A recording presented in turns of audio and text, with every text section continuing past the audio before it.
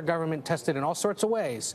Tonight's another one, and we'll see how. And that's why we keep saying, Ed, that just because it takes a long time to get the number doesn't mean it's not working. Correct. Patience. You have to remind people that. Yeah. That's an excellent point. And today and throughout the early voting, we have been interviewing voters across the country about why they cast their ballots. We call all of that information our exit polls. And all night, Major Garrett will break down those for us. And with everything, Major, the pandemic is one of the top issues. Exactly. The pandemic is one of the top issues, and it influenced, Nora and team, how exit polls were conducted. Not just on Election Day today were those polls conducted. They were also conducted when people stood in line to vote early in person, and they were also conducted by phone with those who cast their ballots by mail. So it's a comprehensive look at the electorate, and it does go to that underlying question of why people did what they did.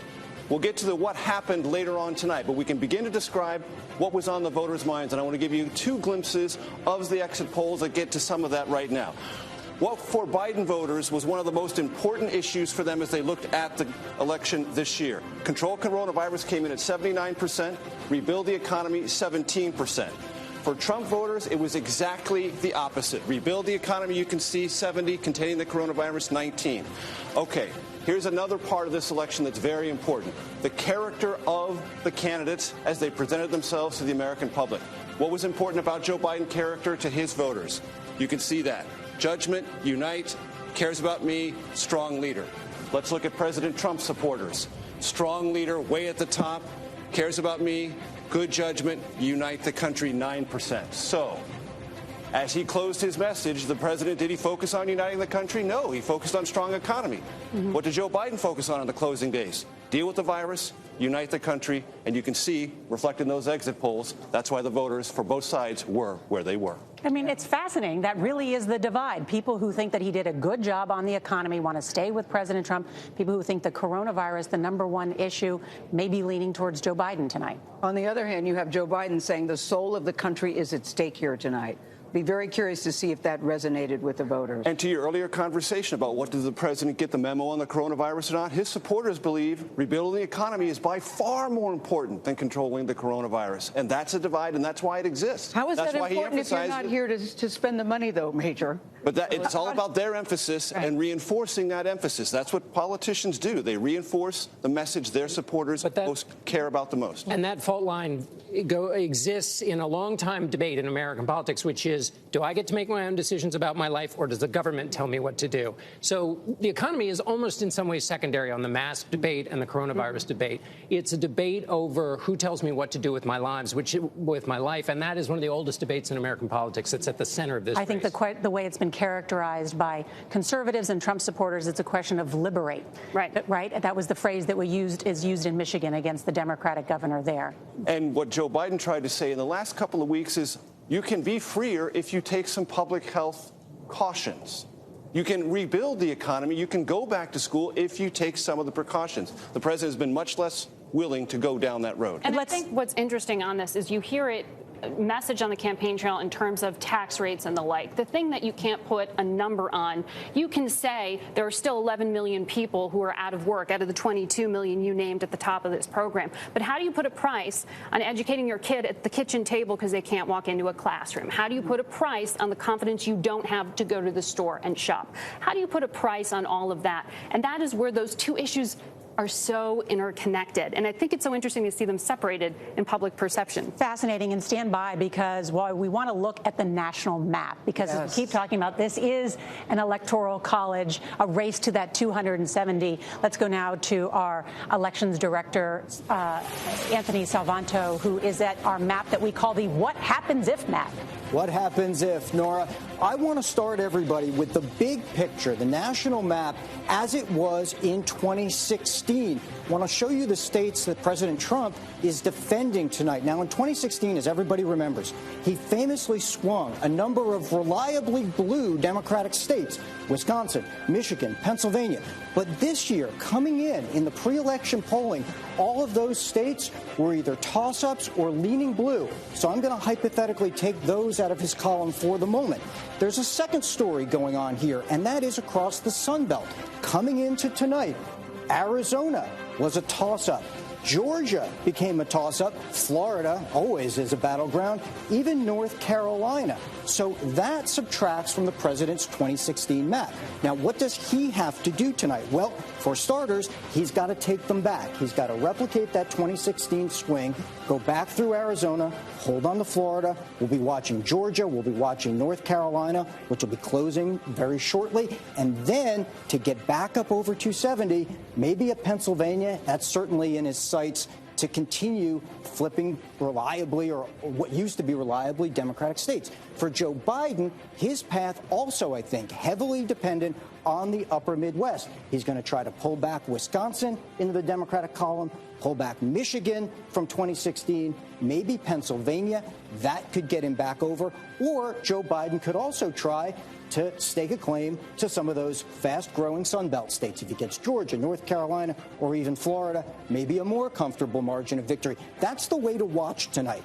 Up through the upper Midwest and through the Sunbelt, lots of battleground. Anthony, I want to return back to Georgia. That is a state that has closed at this hour. Let's put that board back up and tell us what you know about the state of Georgia. That is a ruby red state. And boy, Joe Biden, that campaign spent a lot of time trying to flip it blue. They did. It is a toss-up at the moment, Nora. So what we see out of Georgia at the moment is we're waiting for votes to come in. We're waiting for votes to come in. So you don't see any votes here yet. But as they come in, I'll tell you what we're going to watch very carefully. And that is going to be the Atlanta suburbs, the area around Atlanta, because all of those counties, fast-growing metropolitan area. This is a place that has been trending towards the Democrats for the last couple of cycles. If Joe Biden is going to win Georgia, he is going to have to run up the score in metro Atlanta. All right, and thank you, Anthony. Each of us here has a lot of data from the exit polls that we can look at and go inside there, and John's particularly good at working the computer.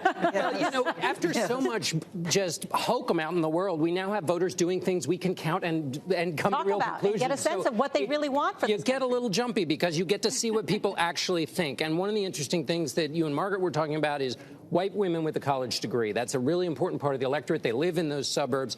In Georgia, Biden leads President Trump by 1 point. Okay, in 2016, President Trump, then candidate Trump, won that group by 29 points. Whoa. So right now, according to the exit polls, that's a swing of 30 points. Now, these exit things change over the course of the night, but as of right now, Joe Biden leads by 1 point, and that was a group that Donald Trump won by 30. And he really courted those women, though, saying, you know, women, please like me. I'm saving your neighborhoods. The question is saving your neighborhoods from what, number one?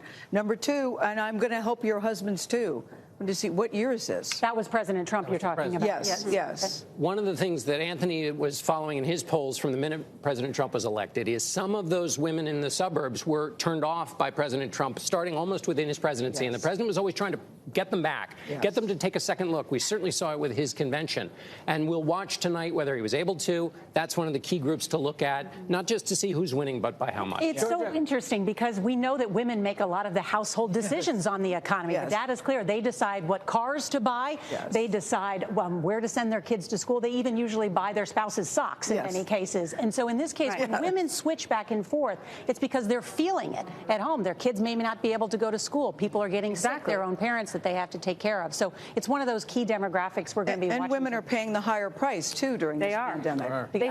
Women have lost 4 times as many jobs as men in the month of September. I mean, this has been a female-led recession, the first in our country's history. So to your point, it's not just about their husbands' jobs. Their jobs have been lost. And the other big storyline that we are covering tonight is control of the United States Senate. So many competitive Senate races this year. Let's bring in CBS's chief congressional correspondent.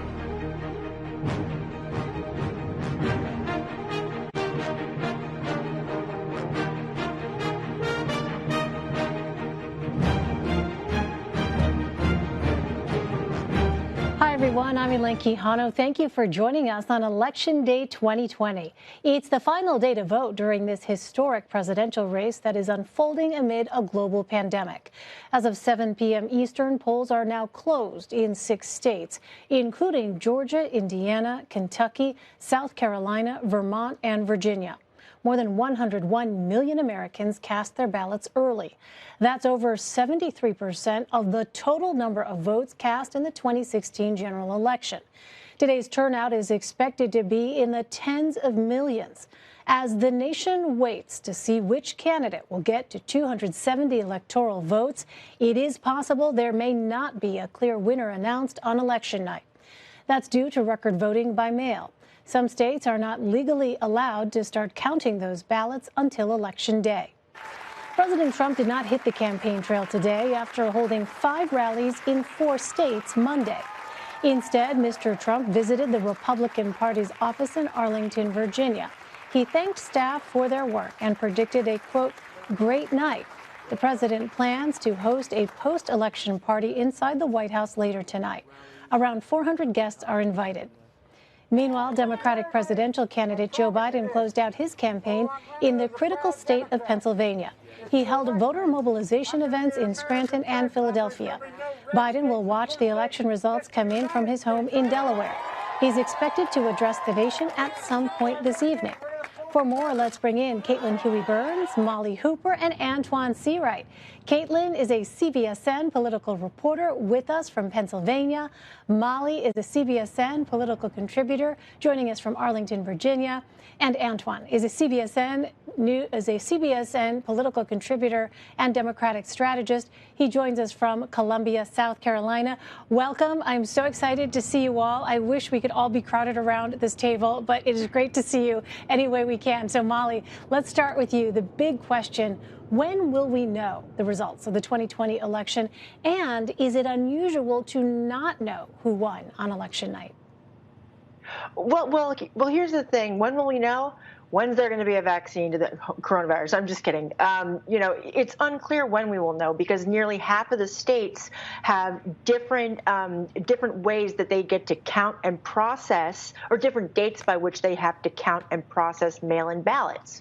So with that being said, some of these states can't even start processing the mail-in ballots until today, or the next few days. So that means it's going to take a little bit longer than it has in the past. We're so used to, as Americans, we're so used to sort of this instant gratification, election night, results coming in, and the decisions being made.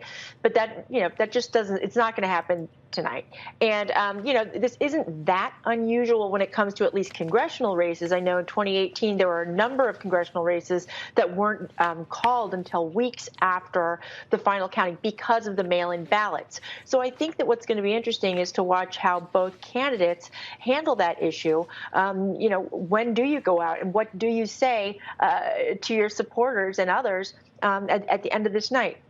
I just think that it's going to be okay, but it might take a few more days than we're used to. Yeah, patience is the watchword. Caitlin, one of the places where we know voting results will be delayed is North Carolina. What more can you tell us about that?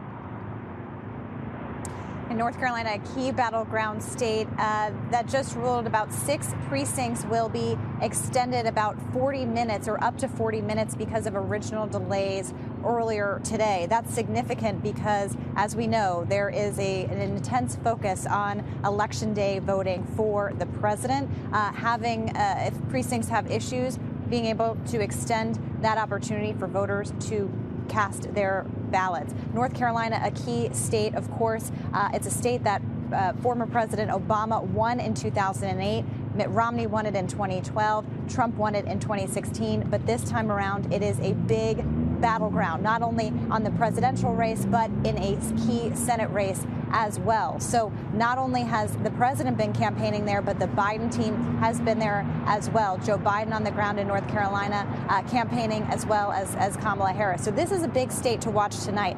These delays shouldn't hold up results that much, however. It would be about till 8:15 p.m. North Carolina is a state that a lot of people are watching kind of as a bellwether tonight. If Joe Biden is able to win North Carolina tonight, that really puts him on the path to those 270 electoral votes that blocks off a path for the president. So that's why all eyes are on North Carolina, because that is one state where we could actually get some results tonight.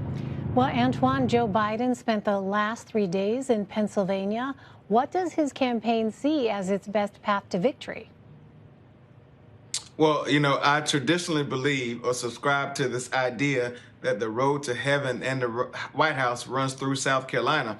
However, I think Joe Biden needed to get his political passport stamped by places that Hillary Clinton did not win in 2016. And that includes Pennsylvania, Wisconsin, Ohio, Michigan, North Carolina, and now we've expanded the battlefield, and you can include Arizona and places like Florida. Here's what I know. There are states that Trump won in 16 that Democrats were able to win in 18.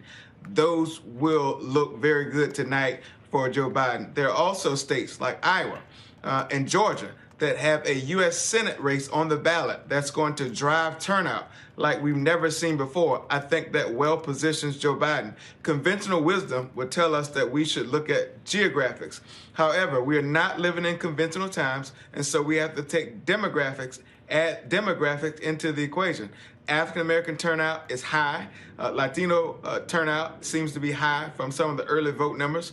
This will be the first time in American history, Lane, where you have 30 million eligible African-American voters, 32 million eligible Latino voters, and with so many down ballot races, with so much money being poured into voter engagement and voter turnout, I think Joe Biden has a pathway. Here's the other key point.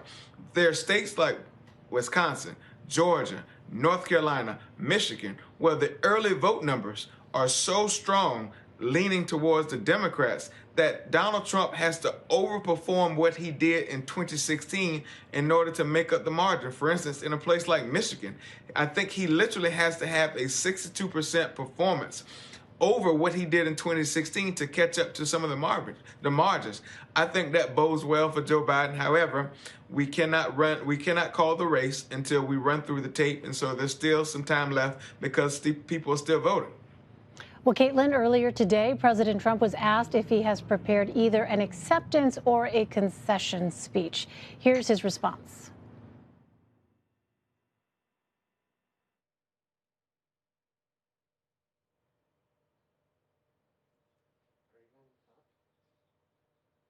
All right, I'm not sure if we have that tape, control room. I'm not thinking about concession speech or acceptance speech yet.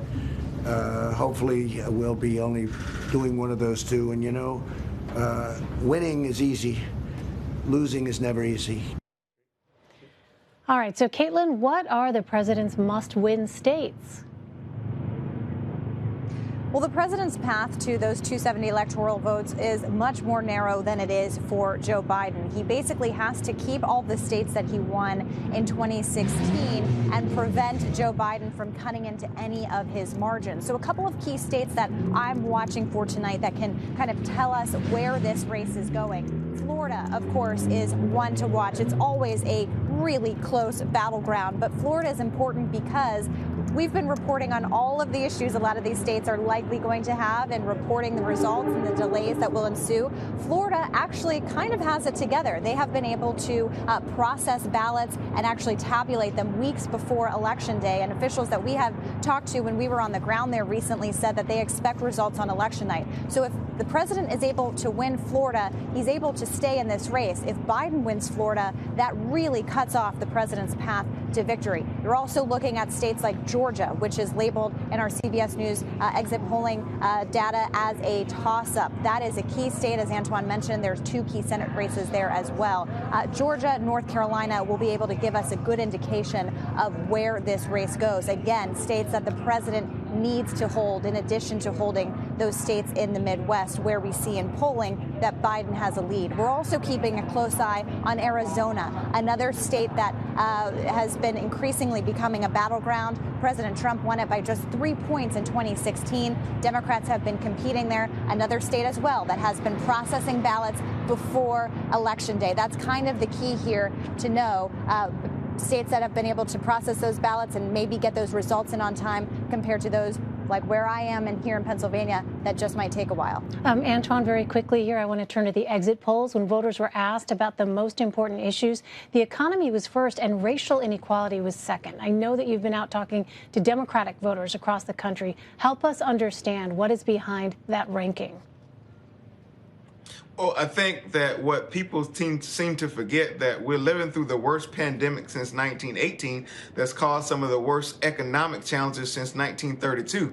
Yet add on to that social unrest like we have not seen and other than in the days of my sharecropping grandparents. And so I'm not surprised by the results. Keep in mind the response to this coronavirus lays solely at the feet of Donald Trump, and people know that. Businesses are closing down, foreclosures are happening, evictions, and all that. That's what people think about when the economy. Forget about trying to make ends meet. There's so many families around this country who are putting two ends together, hoping they meet, and that's why you get the response that you get. All right, Caitlin Huey-Burns, Molly Hooper, and Antoine Seawright, thank you all so much. Let's turn now to our Lana Zak for the latest on exit polls. She's at the board. Lana, what can you tell us? Hey there, Elaine. As I told you before, overwhelmingly, we are seeing that Americans who are turning out are saying that the economy is their number one issue. So I want to go a little bit deeper into that with you. Take a look at what voters said when it comes to their own financial family situation 4 years ago versus today. 40% say that they're better today. About an equal number say that they're about the same. Only 20% of voters say that they are actually worse off. Now, I also want to go a little bit deeper into Georgia because those exit polls just closed. The condition of the national economy among Georgia voters very much mirrors what we're seeing on a national stage, which is interesting given that Georgia is historically a very red state. 13% say it's excellent, 37% say it's good. Split that right in half, and you see that it's about 50-50. Now, when people are saying that the economy is good, overwhelmingly, as we can expect, in Georgia, 79% of those voters are turning out for President Trump. By contrast, voters who think that the economy is in tough shape in Georgia say overwhelmingly that they are going for Biden, 81%. Now, there's one other thing that's obviously going to be very important when we're talking about Georgia voters, and that is the demographics. White, Black, Latino, Asian, and other. The Biden campaign has been working so hard, as you know, Elaine, to try and turn out those Black voters. And when it comes to white voters, overwhelmingly, 68% are voting for Trump. But when it comes to Black voters, they're 88% for Biden. So that's why you can see in all of these things, Elaine, Georgia is still too close to call because there's a lot of voters that are really split right down the middle, Elaine. Lana Zak, thank you. We'll be checking in with you throughout the night. Coming up after the break, more than 101 million Americans cast their ballots ahead of Election Day. We take a look at how the record turnout could impact when we see results. You're streaming our special election night coverage.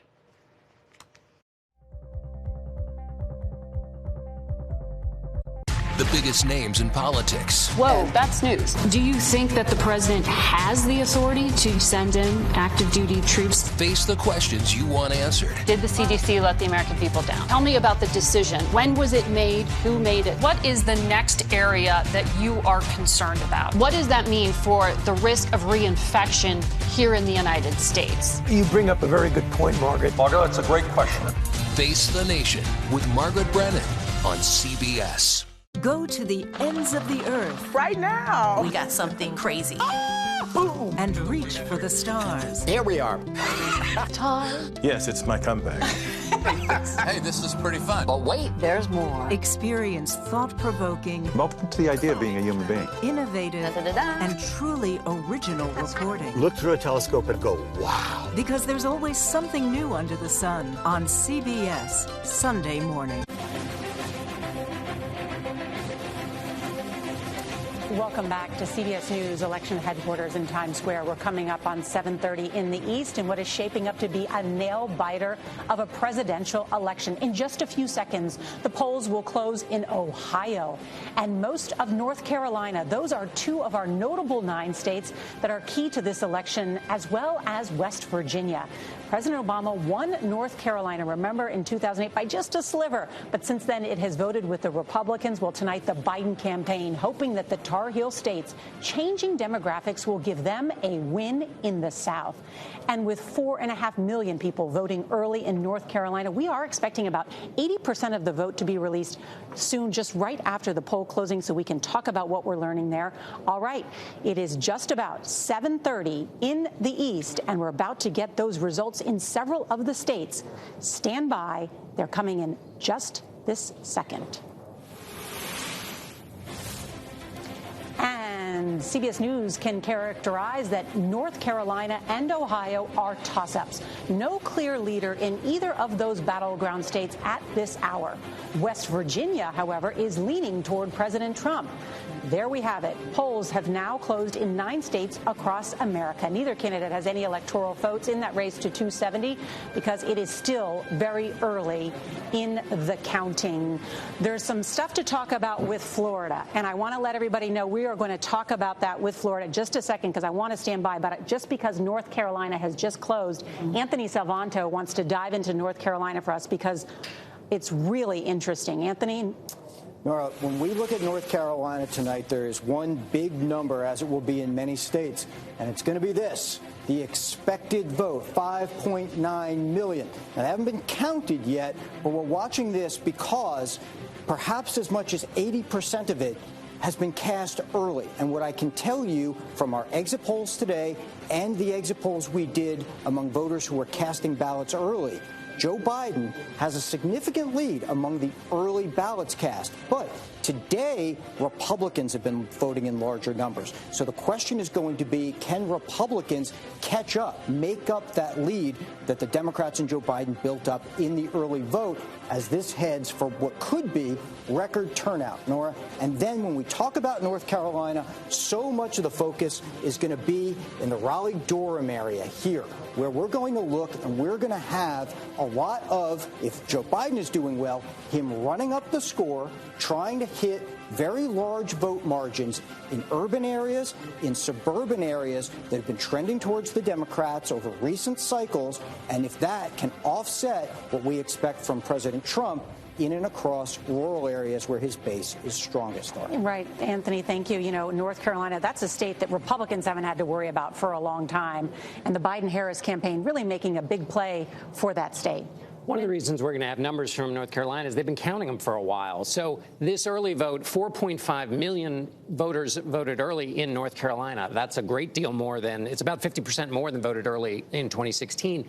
And they've been counting them so that when they release them, they've already been tabulated over the last many days. That's why we're going to get that big glug of votes when they report. And that state's so important, Gail. There were reports today of voter suppression. Yes, one of our producers talked to somebody from the NAACP, the chapter in Charlotte, said that she had received several calls from voters who said, we're being told that we don't have to vote until November 4th. Is that true?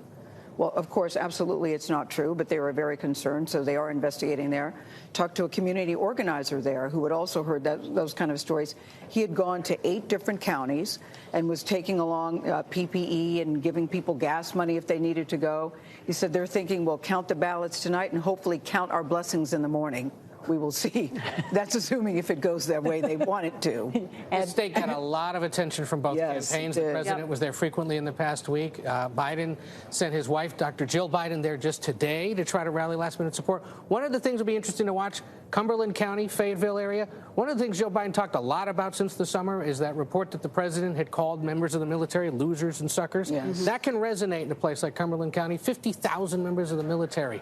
That kind of conversation, while it was everywhere, really can resonate in key parts of a state, and that's one place to watch. And Nora, just to come back to one of the themes that we have highlighted, white women with college degrees. If you look at that breakdown of the data that CBS is crunching, they are swinging Biden's way substantially. He has an 11-point edge with them.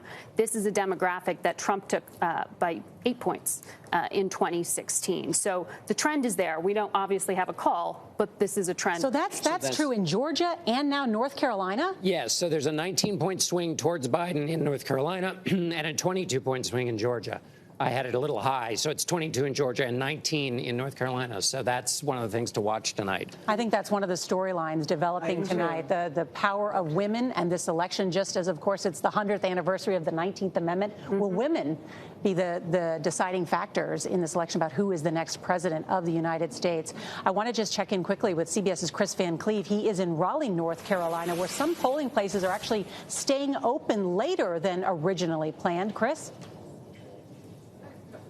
That's correct, Nora. While the polls closed for most of North Carolina at 7:30, there are 10 polling places that were given additional time, up to 45 extra minutes, because of either technical glitches or human error that delayed voting today. Now, that's not unusual. This happens in every election. But per North Carolina policy, they don't release any results until every single poll has closed. So we won't get any of that data that Anthony was talking about until sometime after 8:15.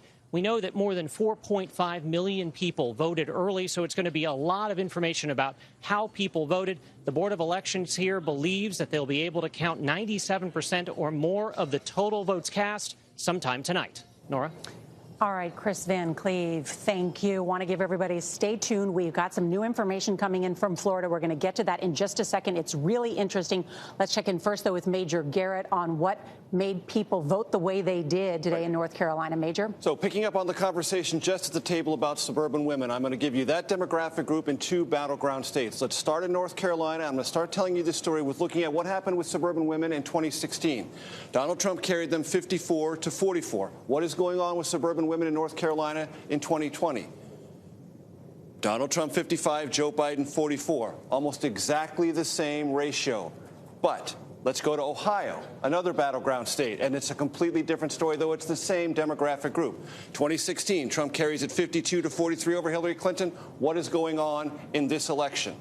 Joe Biden 53, Donald Trump 47. So in North Carolina, things are almost exactly the same as they were in 2016, but in Ohio, there is a sizable shift, at least among suburban women, away from Trump and toward Joe Biden. You know, I've heard some of these women say, Major, yeah, we're a little disturbed by he's unpresidential and maybe his manners aren't so good, but he's very good on the economy. And I think other people say, but there's more to this country than just the economy. Right. And what you're seeing here is one thing I think the exit polls will remind us. You can have the same demographic group, but in different states come to different conclusions. Right. In North Carolina, they're basically where they were 4 years ago. For them, nothing really changed, at least in terms of their preference. But in Ohio, at least, it appears that it has. John? You were going to say well, no, it's okay. I know what you're going because I teased it and I said we would go there, and so we're going to go there. All right. We're going to go there. Let's go there. Talk about Florida. We're going to you. I love how I know you so well. I can read your mind. So in Florida, we're getting lots and lots of vote in, and it's quite interesting. Why are we getting lots of vote in? There's been a lot of early vote. Yeah. So we're getting these puzzle pieces. These are for real puzzle pieces. So Miami-Dade, which is the largest county, 84% of the vote is in. Joe Biden is only up by 9 points. Hillary Clinton won that by 29 points. In this race, you've got to win and do well in your areas. That number is not a great number for Joe Biden. And look at the overall number here, how it keeps going back and forth. 40.0 to 49.1. Just a few minutes ago, the president had a slight lead. It could be that kind of night in Florida again. And remember, even if the Biden campaign doesn't do as well in South Florida, they have been working to run up the numbers in Central Florida, places like Orlando and Tampa. And I know there's been a lot of concern placed on the Villages, for example, an area of the state with senior citizens. All of that is coming up. All of that is coming up. We've got it for you coming up. The newest information is coming in from South Florida. We'll talk to 2 campaign insiders, too, about how they're feeling about the state of the race. So many votes coming in. So exciting. CBS News 2020, America Decides. We will be right back.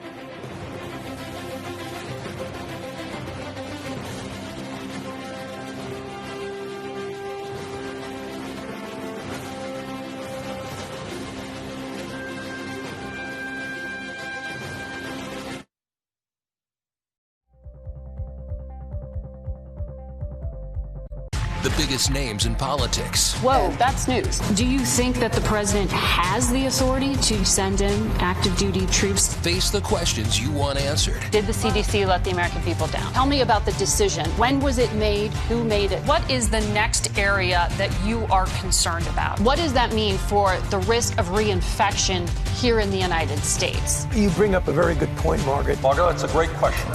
Face the Nation with Margaret Brennan on CBS. Go to the ends of the earth. Right now. We got something crazy.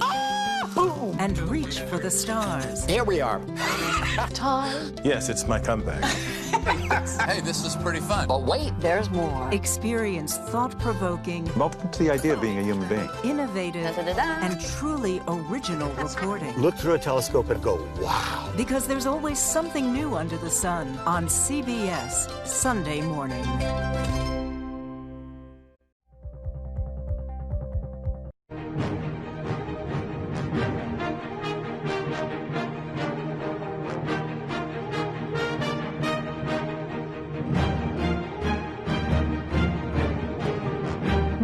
More than 100 million ballots were submitted before polls opened on Election Day.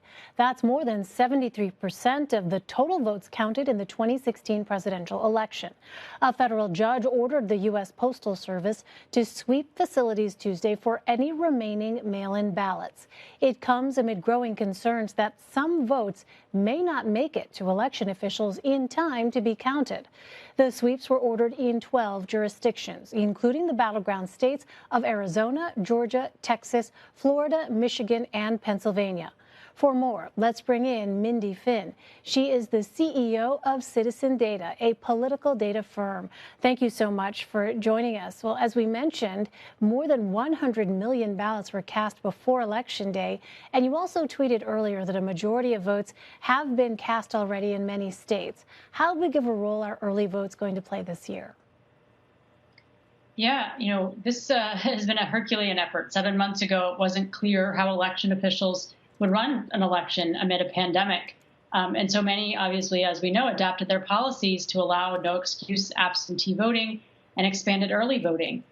In the Sun Belt in particular, and I'm talking about among the swing states, Texas, Florida, North Carolina, and Georgia, you can expect that as much as 80% or more in some of those states, voters will have cast their ballots prior to Election Day, to the point where this notion of Election Day being kind of the big day where everyone shows up to the polls is certainly kind of outdated when it comes to this election. In Texas, it may be 85%, in Florida, 85% who cast their ballots before Election Day. So really, we've had more of an election month than an election day.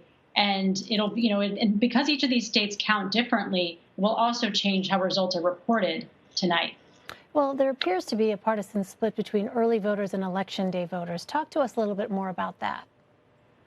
Yeah, so historically, when mail voting was just a small minority of the vote in most states, except for the states that have moved to a more universal vote by mail system, in most states it was very small. In Pennsylvania, it was 4%, for example.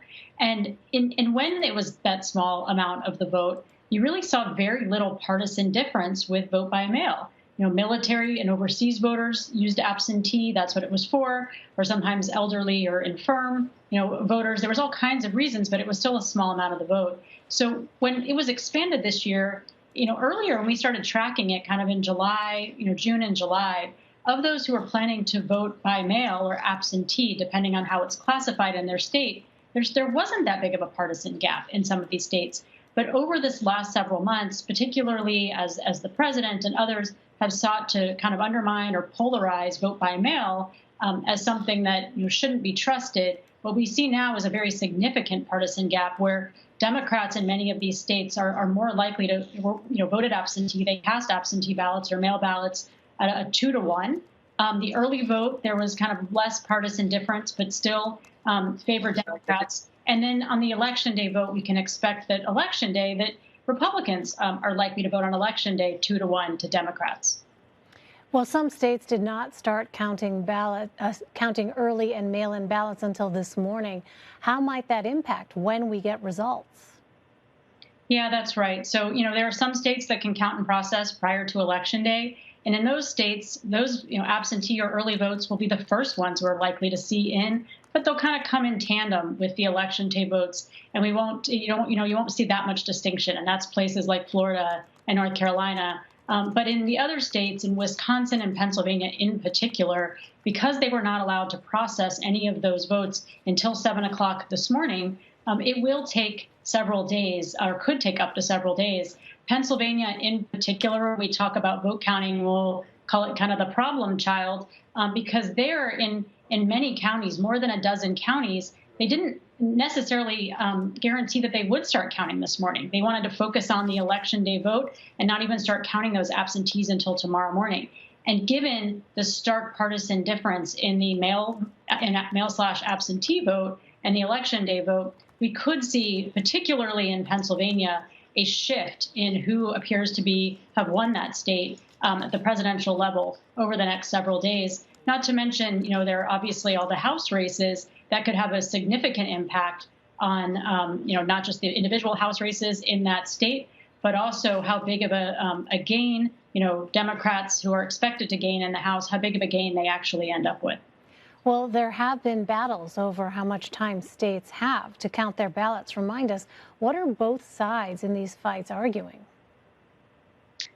Yeah, well, first of all, I come from a place where I think the idea that every eligible voter should have an opportunity to vote, that we should make it accessible, and that they should have confidence that their vote will be counted, whether it comes by mail or in person on our election day. I think that shouldn't be partisan. That should be something we all agree to. But during this election in particular, we do really see, some partisan battles for this, where Republicans have been arguing that only absentee ballots that come in by election day should actually be counted, as opposed to those that are postmarked by election day. And then, it may take the Postal Service some time to actually deliver those to election officials.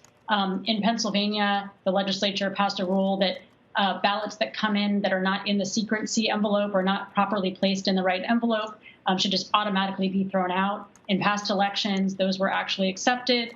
These are the kinds of things, there's been some laws passed to allow voters to what's called cure their ballots, which is that if there is an issue with the signature not matching or something not going in the right envelope, and it comes in early enough that election officials can alert that voter, and that voter can have the opportunity to correct that ballot so that it can be counted. And many states actually did adopt that policy. So that's what they're voting on. I mean, the president, of course, has continued to say he doesn't think anything should be counted that comes in after Election Day. That's just not the rules. So, I mean, even looking at Pennsylvania, the law in the books right now is that a ballot must be postmarked by, Election Day, 8 p.m. on election night, or dropped in out of a local office by election night.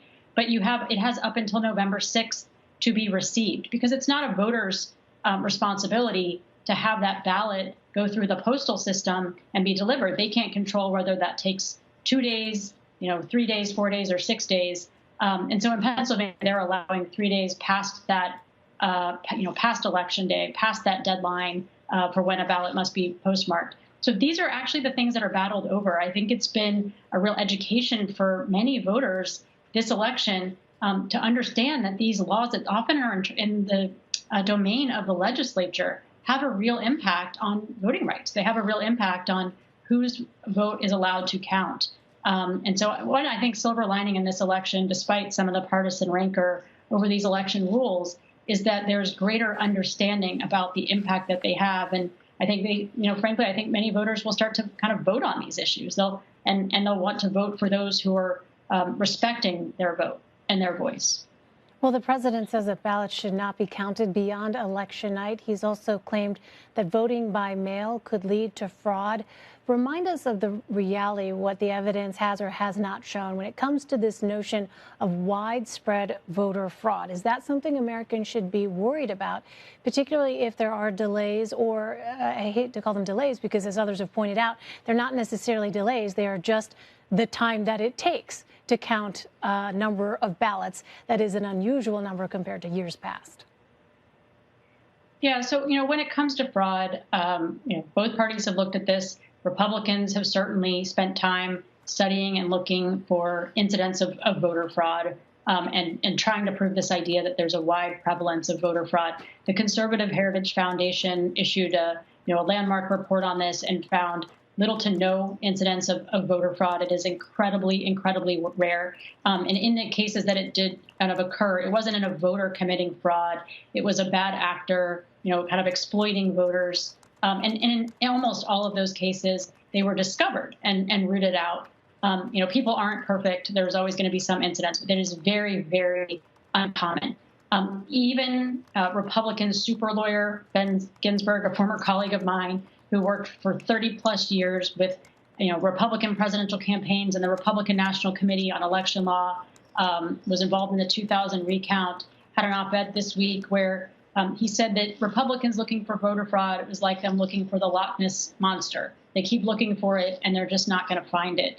So this is it's misinformation to say that mail ballots are rife with fraud. It's just not the case. And it's unfortunate that, a significant percentage of voters have believed that misinformation. We've done research on this, and over the last few months, there's been a steady uptick in the number of voters who are concerned that mail ballots are rife with fraud. And frankly, it's more Republicans who've been concerned about that, which is why I think you see less of them using mail ballots this time, even if they may have preferred to do so.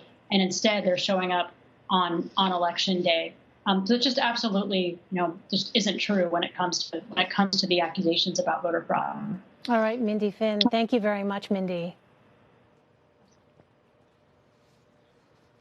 And CBS News projects that President Trump has won Indiana and that Joe Biden has won Vermont. And we want to show you now those graphics that show the number of electoral votes for Joe Biden now with the Vermont projection, 3 electoral votes.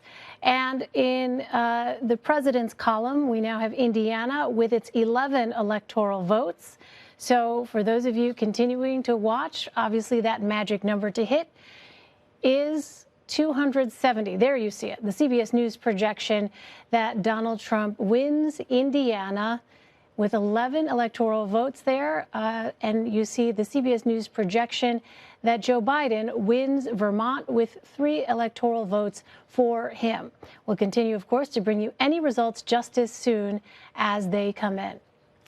Now, the pandemic has led to an election season unlike any other before it in the U.S. Millions of Americans voted in person today, and many polling locations operated with special health safety protocols in place. It is the first time that public health experts have issued such guidelines to help voters safely navigate an election. For more, I want to bring in Jessica Brown. She is a senior advisor for We Can Vote, a nonpartisan coalition focused on making sure the 2020 election is safe, secure, and successful in the face of the pandemic.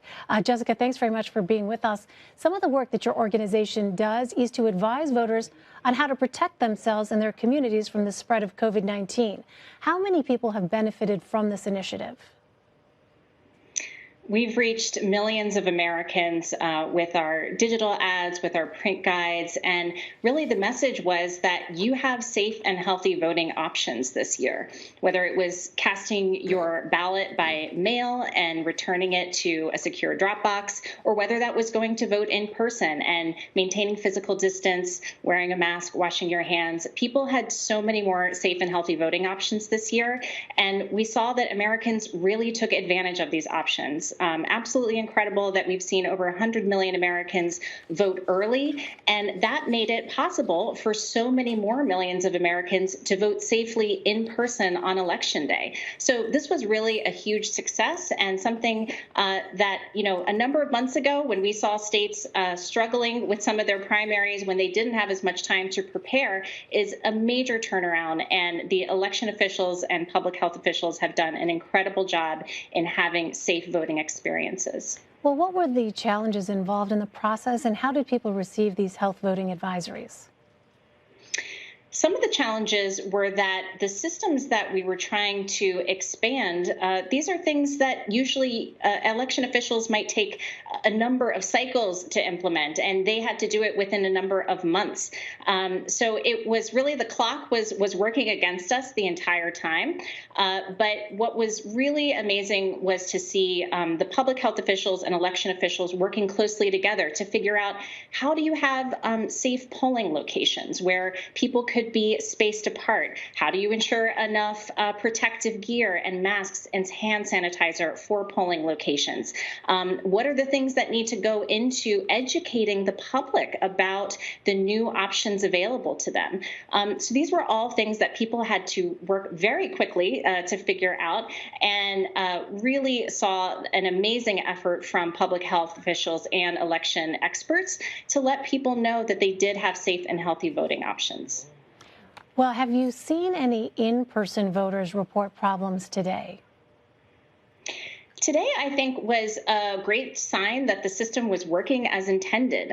Because so many more millions of Americans voted early, it meant that we lessened the pressure on Election Day. And that was always the concern, because the election is one of America's biggest public events. And so we knew that we had to decompress the Election Day and make sure that we were not cramming all of these millions of Americans into one day.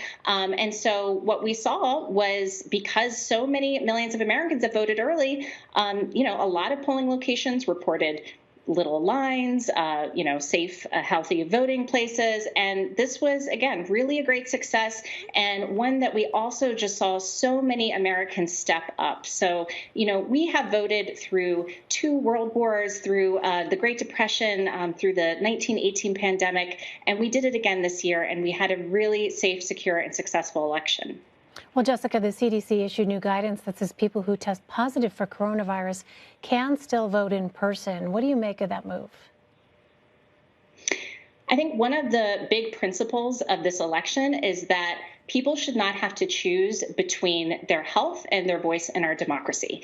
And so we have to make sure that no matter what, that people can preserve their right to vote, and that they can do it in a way that protects themselves and their community. And that's exactly what we saw Americans do. So election officials were incredibly innovative in getting people to vote in different ways, whether that was through expanded curbside voting, drive-through voting, being able to cast an emergency ballot. They did give options for people who were sick or who were potentially exposed, and this makes sure that everybody can continue to exercise their right to vote. All right. Well, Jessica Brown, thank you very much for your time. Thank you. Lana Zak is at the board. Lana, what's the latest? Hey there, Elaine. I've been looking pretty deeply into some of these demographic numbers. We've been talking a lot about women and male voters and how they're doing. Overall, nationally, there's some good news for the Biden campaign on that. He's up 3 points over Hillary Clinton comparatively. And I want to take you deeper into Ohio, which is one of those battleground states that just closed. So you see women voters in Ohio going to Biden, 52 compared to Trump at 47. And when it comes to white women, which you and the panel have been talking about a lot, white women still favoring Trump over Biden. But again, his numbers are trending better with white women than Hillary Clinton in the last presidential campaign.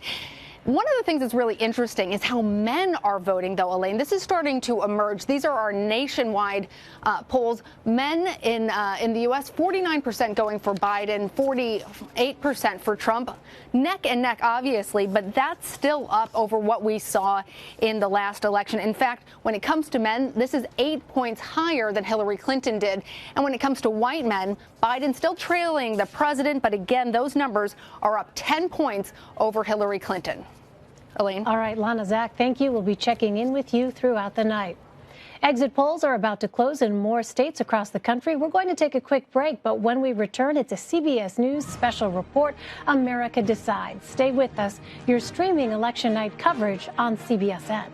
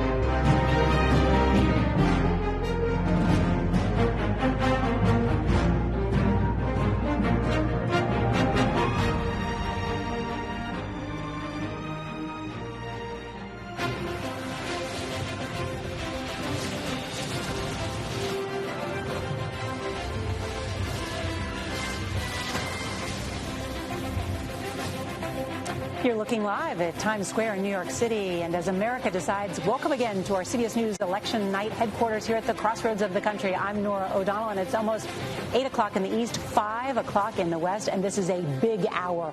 The polls are about to be closed in half of the states across America, and that includes 2 that we are laser focused on this hour, Florida and Pennsylvania. They are part of what we're calling our notable 9 tonight, those states that could decide the election and determine who becomes president of the United States. all roads to the White House go through Florida, especially for President Trump. It is his newly adopted home state. Florida, you remember, infamous for that 2000 election, but it could offer an early look tonight about who occupies the White House in 2021.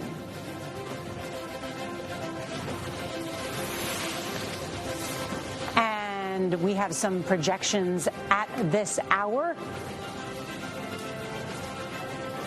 CBS News can characterize that Florida is a toss-up. Pennsylvania also a toss-up at this hour. Let's get to the rest of the states that have closed at this hour.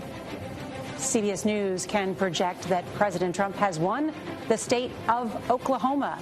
Joe Biden is the winner in the District of Columbia, his home state of Delaware, and Massachusetts. CBS News can now categorize these races as well. Alabama, Mississippi, Missouri, and Tennessee all leaning toward Trump. Maryland, New Jersey, Connecticut, Illinois, Rhode Island, New Hampshire, and Maine are all leaning toward Biden. Remember, this is a race to 270 electoral votes, and at this early hour, CBS News estimates that Joe Biden has 20, President Trump 18, still early in the night. Let's talk about these two states that we're looking at, Ed. Pennsylvania and Florida, each campaign sees them differently. Absolutely. The Biden team calls Pennsylvania the cornerstone of their path to 270, one that solidifies their ability to win this contest. They have other ways to do it without Pennsylvania, but believe that is the best shot. Florida, if Biden is able to pull it off, and that is questionable as we see data continuing to come in, would be the capstone, the one that completely makes it impossible for the president to win. So that's why you've seen so much attention by the former vice president focused on Pennsylvania, especially since the weekend. And as we've seen both of the candidates in Pennsylvania so often, but just a reminder, Pennsylvania is one of those states, including those in the upper Midwest, that said, wait, we're not going to count those absentee ballots until today. And so it could be a state, according to their own Secretary of State, we may not have the full results until later this week. Right. That's right. So Pennsylvania has the slow counting system for what comes in early. But unlike Georgia, Florida, and North Carolina, which have a lot of early votes, they don't have a lot of early votes. It's a lot of in-day voting in Pennsylvania. So it's going to be a long time in Pennsylvania. But just because we're all obsessed with Florida, because it's the route to the president has to win Florida. Yeah. We're going to be getting votes that Ryan Priebus was talking about in that western panhandle part of Florida where the president's very strong. And speaking about Florida, that state that you point out that President Trump has to win, Major Garrett has some new information from the exit polls. Major? That's right, Nora and team. And the reason we do exit polls this way is we don't report state-specific exit polls until the polls have closed. That's why we've been holding back. I know you've been energetic over there. Where's the Florida data, Major? I've got it for you now. Two demographic groups to come, seniors and Latinos. Let's start with seniors, meaning voters over the age 65. Here's what it was in 2016. Donald Trump carried that, as you can see, by 17 points. What is going on in this election with voters over age 65? Trump 52, Biden 47. That is a 17-point margin in 2016, shrinking to a 5-point margin in 2020 among those voters. Now let's look at Latinos. Again, I'll reset the clock to 2016.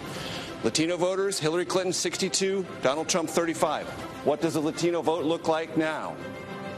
Joe Biden 53, Donald Trump 45. So Donald Trump is performing a little bit better with Latino voters. The composition of the electorate in this election 2020 for Latino voters about the same as it was in 2016, but it is larger among those age 65 and older. How much larger? Good question. 31% this time, 26% in 2016. And so that means what about those older Latinos?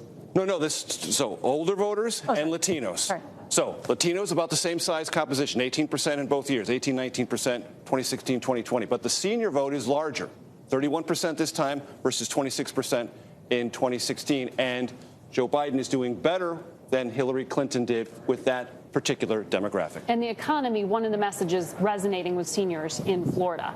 The economy, but also the virus. Yeah, how safe am I? Isn't COVID resonating? How safe am I? How safe is my family? How safe are the people of my age group, maybe that don't live in Florida but are somewhere else? Major, I can't go see my grandchildren, the seniors are saying. Precisely. Yeah, it's been a problem. That's a dynamic to keep an eye on in Florida. If Joe Biden wants to win the White House, he's got to pull off some of those Sun Belt states that we have been talking about where the Latino vote is strong. We want to bring in CBS News contributor Maria Elena Salinas. She's widely recognized as the voice of Hispanic America, and we're lucky to have her analysis.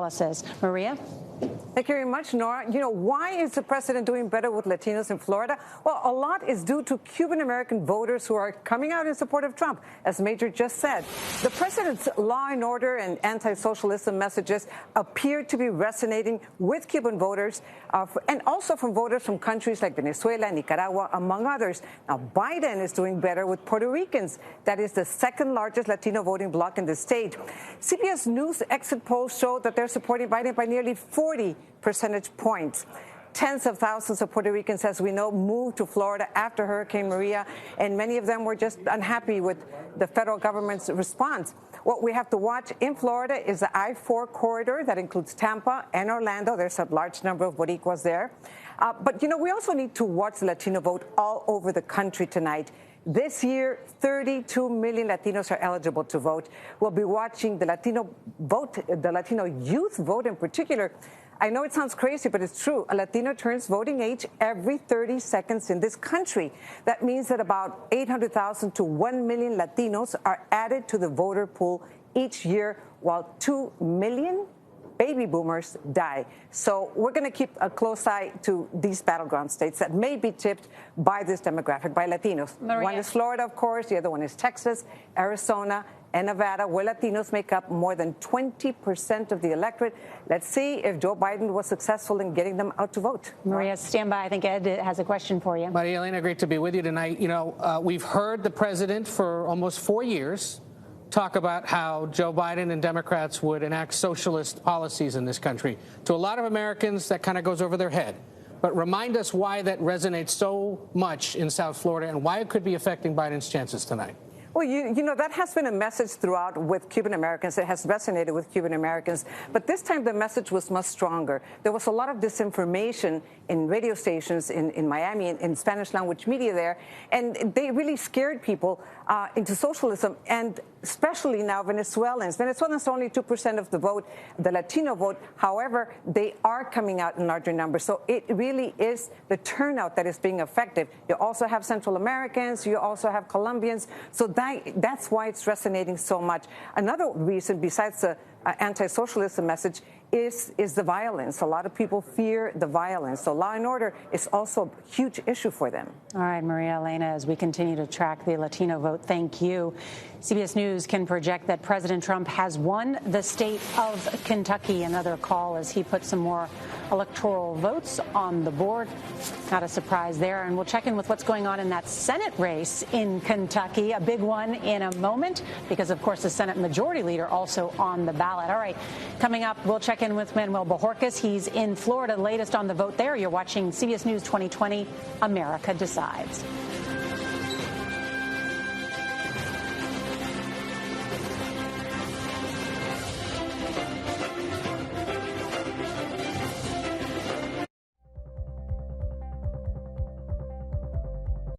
The biggest names in politics. Whoa, that's news. Do you think that the president has the authority to send in active duty troops? Face the questions you want answered. Did the CDC let the American people down? Tell me about the decision. When was it made? Who made it? What is the next area that you are concerned about? What does that mean for the risk of reinfection here in the United States? You bring up a very good point, Margaret. Margaret, that's a great question. Face the Nation with Margaret Brennan on CBS. Go to the ends of the earth. Right now. We got something crazy. Boom. And reach for the stars. Here we are. Time. Yes, it's my comeback. Hey, this is pretty fun. But wait, there's more. Experience thought-provoking, Welcome to the idea of being a human being. innovative, and truly original reporting. Look through a telescope and go, wow. Because there's always something new under the sun on CBS Sunday morning.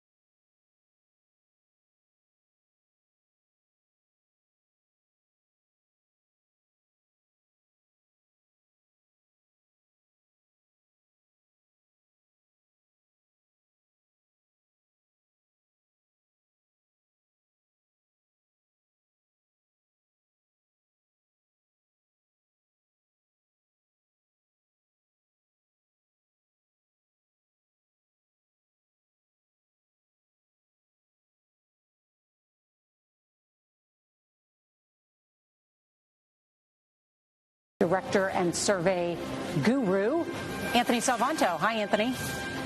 This is about as tight as it gets in Florida right now. At the decision desk, we are tracking a neck-and-neck race in Florida. But I want to zoom in on one county in particular, and that's Miami-Dade. Now, in Florida, Democrats rely on Miami-Dade to run up a large margin, to win by a great deal. So you see it right now, Biden at 53.9%. Okay, looks like he's winning. But if I show you the history of Miami-Dade, back in 2016, Hillary Clinton, even though she lost the state, did better in Miami-Dade. So Biden seems to be running behind that at the moment. However, I want to show you the number of votes that we expect in Miami-Dade.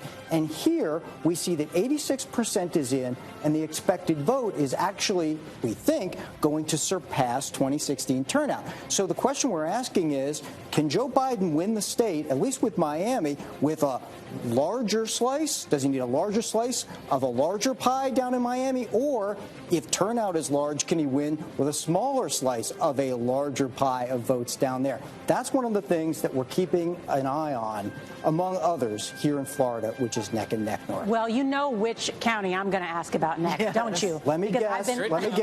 We're going to the villages. We're going to the villages. We're talking Sumter County. Okay, and we're talking about Donald Trump having a lead. Now, the villages is here, but what we're really talking about is the senior vote in Florida, because there's been so important, and in our pre-election polling as well as in the exit polls, you started to see Joe Biden getting into Donald Trump's margins with seniors, which is obviously a critical voting bloc. Now, in Sumter County right now, you do see the president with the lead. If I show you the history, Joe Biden up, just a tick, a couple of points better than Hillary Clinton did. So pretty much even right there. And that's one of the key things we'll be keeping an eye on tonight, Nora. Yes. It's Florida's friendliest active retirement community, Nora. The reason Sumter is interesting is they all vote early. So that's why we have these numbers. We know how that county came through. And Donald Trump holding seniors as well as he did in 2016 is a big deal for him. Yeah, John, everybody calls it so friendly, but my vivid memory of the villages is a guy in the golf cart yelling white power as he's driving by with the flags waving, and then the president tweeting it. Right. Later, after he was chastised, he took it down. But the fact is, somebody said it, and then it was retweeted by the president of the United States. Right. So, I don't think of them necessarily as friendly. I know that, that's their jingle. I know that. I know you're not saying it. I know that's their jingle. I get it. But that's my recollection. Yeah. I think it's worth reminding people why. Florida is so important to the president's path to re-election. Yes. And while we are talking about the margins narrowing, therefore being slightly less favorable than 4 years ago, it is a pretty narrow one. He still is ahead with seniors and Latinos, though it has narrowed. So I think it's just something to continue to watch. It's why it's a toss-up. But as you were saying, it may be a leading indicator for the direction. Set the table for the rest of the night. Exactly. Yes. Florida ranking third in the country right now for new COVID cases. An outbreak there, a big concern. There, of course, are open in Florida, and it will be interesting to continue to follow that race there. That is a must-win for President Trump, those 29 electoral votes. Coming up, we're going to check in on the processing of those ballots in Pennsylvania. A lot of news coming out of there. We'll have an update for you. Be sure to download the CBS News app to track all your local races on your phone or your tablet. And keep watching us, because we've got a lot more news ahead. CBS News 2020 America Decides. We will be right back.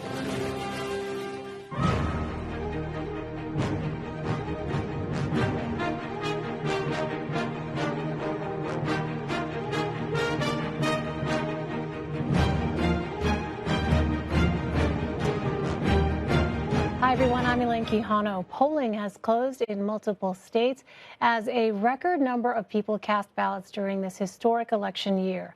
In this 8 p.m. hour, polls closed in 16 more states and the District of Columbia. 172 electoral votes are on the line. Voters braved long lines and the cold today. More than 101 million people have already cast ballots during early voting periods across the country. Joe Biden spent the morning in Scranton, Pennsylvania, where he visited his childhood home. He'll watch results come in from Wilmington, Delaware. Meanwhile, the president will spend election night at the White House. For the latest, Lana Zach is at the board. Lana? Now is when it starts getting really fun and interactive. And so I want to show our viewers what we're all looking at tonight. So this is the race to 270. Of course, that's the number of electoral votes that are needed to secure the presidency. As it stands right now, Biden has 20 and Trump is projected to have 26. And the reason why we say projected is because we at CBS News, we don't decide who the president is. We look at the data, we look at the numbers coming in, we analyze it, and we say this is what's likely going to happen. So as of right now, this is where things stand. Any place that you see this bright red with a check, Oklahoma, Indiana, Kentucky, and Tennessee, those are states that we have projected right now that President Trump will win. The blue states with checks, Vermont, Massachusetts, Delaware, D.C., all of those are the states that we have projected that Biden is going to win. Now let's look at all of these white states here. These are those battleground states that we have been thinking about so much. There are some states like Florida where we are already starting to see those election results pouring in. We're going to be paying a lot of attention, of course, to Miami-Dade County, to this area around Orlando. This has been some of the hardest hit in the state in terms of the economy, particularly because the tourism industry is so important there. The reason why we might get some answers from Florida tonight, they started processing those ballots early. They've been counting all those absentee ballots.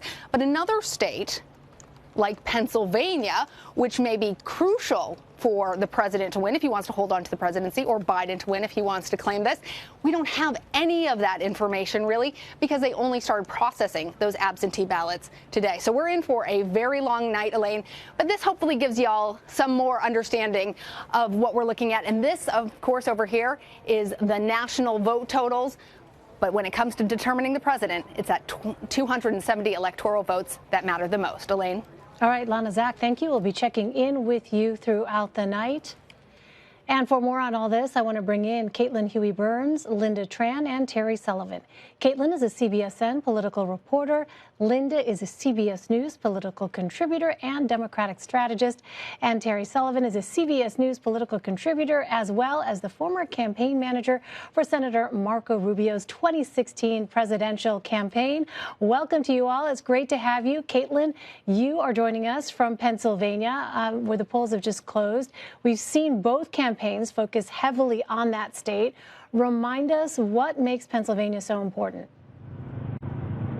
Well, a couple of numbers to highlight how important Pennsylvania is. First, 20 electoral votes, a big prize of the night and critical to whoever wins the White House. A second number, 44,000. That's how many votes determined the presidency in this state for Donald Trump in 2016. It's a state that he's hoping to keep in his column and a state that Democrats really want to win back to block the president's path to victory. I'm outside of the Philadelphia Convention Center, and right behind me in this building is where all of the ballots from Philadelphia are going to be now that now that polls have closed here. Why is that significant? Well, Pennsylvania is key for the reasons I described, but also key for the way in which ballots are going to be counted here. Unlike in other states, Pennsylvania was not able to even open up ballots until 7 a.m. this morning when the polls opened. And so that's why officials have been telling us for weeks and weeks that we may not get results from Pennsylvania on election night because of that influx in mail-in absentee ballots. It's going to take a while to be able to count those ballots. The Secretary of State's office sent out about 3 million absentee ballots, and we've been talking to voters all around this state who were returning those ballots in person to secure drop boxes. So that's what we're keeping an eye on tonight. This is a state critical to the president's path to victory, and it's a state that has been visited by both Joe Biden and Donald Trump furiously over the past 2 days. Well, Linda, what about Joe Biden? What are some of his paths to victory? Is there a way for him to win even without key states like Pennsylvania and Florida?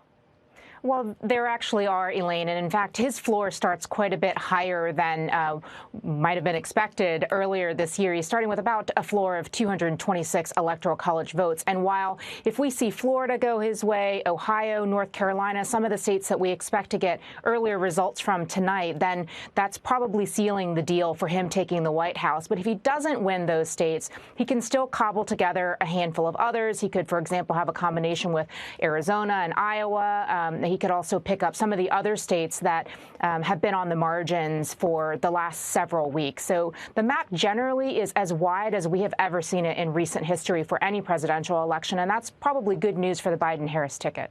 All right, so Terry, what are some of the possibilities for President Trump's path to 270? Linda hit the nail on the head. It is a narrow path, in all honesty. It is of all those states that we see right now on the map, that the white states that have on Anthony's map on CBS. The president has to win every single one of them right now. So it's a narrow path. He needs to win a Pennsylvania. He needs to win a Florida. He needs to win a Georgia. He needs to win a North Carolina. Joe Biden needs to win half of those, if that. He wins, frankly, any of those, and he's got a path to victory. Can we, control room, I don't know if we can show the map that Terry's talking about, because I think for people's understanding, right, it can also go a long way, Terry, to see where the president concentrated his efforts in the last push here before Election Day. It was a frenetic pace on both campaigns' parts. And we saw the president, for instance, visit multiple states here. I don't know if we have that map to show, but the toss-ups are what you're talking about here, Terry, where it is really tight right now. Florida, of course, being the big question for President Trump's campaign. I think Florida's a big one, but you're also looking at that looks Florida's going to be very tight. It always is. But surprisingly, Vice President Biden's got a real shot in North Carolina and Georgia. He wins either one of those, and the map becomes almost impossible for President Trump at that point. Those are two states that he must win, along with Florida. He really has to win all three of those swing states in order to have a clear path going forward. So, the Biden path is a little bit more broad on how to do this. And there, you've got the map there, you can see. Yeah. Any of those states that are in white right there, that Biden wins, and he only needs to win one of them, and he's on a path. President Trump, it's a different scenario. He's got to win 90% of those states. Yeah. All right. Well, Caitlin, due to an increase in mail-in and absentee ballot votes submitted this election cycle, it could take days before we know a final result. Can we expect either one of the candidates to concede or declare victory tonight as polls close and results trickle in? Well, both candidates want to wait and see what the results actually are. I think, however, that Terry is exactly right, that if we start to see some of these bellwethers tonight that we've been looking at, Georgia, North Carolina, Arizona, if Biden is leading there, wins those states, then that really does cut off the president's path to victory and makes the outcome of this election clear. Here in Pennsylvania, which is, as we've described, a key state, the Supreme Court, the state Supreme Court here ruled that ballots can be accepted up until Friday as long as they were postmarked by Election Day. And that has been in response, of course, to delays in the Postal Service. So Pennsylvania could be counting those ballots through the rest of this week, which is, of course, why we are here.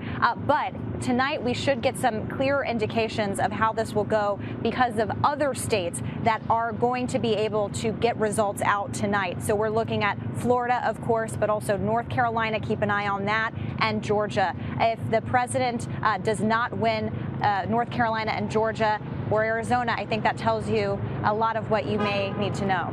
All right. And as we've been speaking, we want to let our viewers know that CBS News projects that President Trump wins Tennessee. Again, President Trump wins Tennessee. And the electoral vote count on that state is 11. So the president picks up 11 electoral votes. Linda, let me turn to you. More than 100 million Americans voted early, and that amounts to nearly 73% of all votes cast in 2016. Talk to us about the historic nature of this election cycle and what drove so many people to the polls this time around.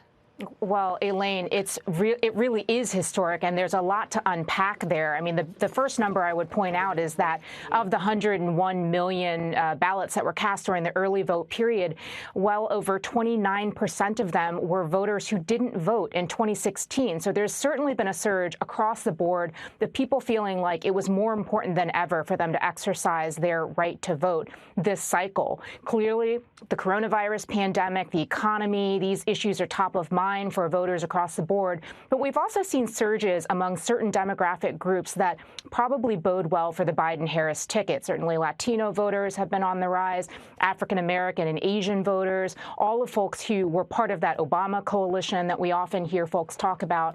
And also importantly, white college-educated voters have also been really tipping towards Biden in the states where we're able to track that kind of information. So surging all the way across the board, and mostly because I think people are just so anxious about the experience that we've had over the last several months, this year in particular, but also fear about what might come around the corner. All of the polling that we've seen recently, people on both sides of the aisle fear that the worst is yet to come, and they're worried about having the right kind of leadership in place to lead us out of these crises.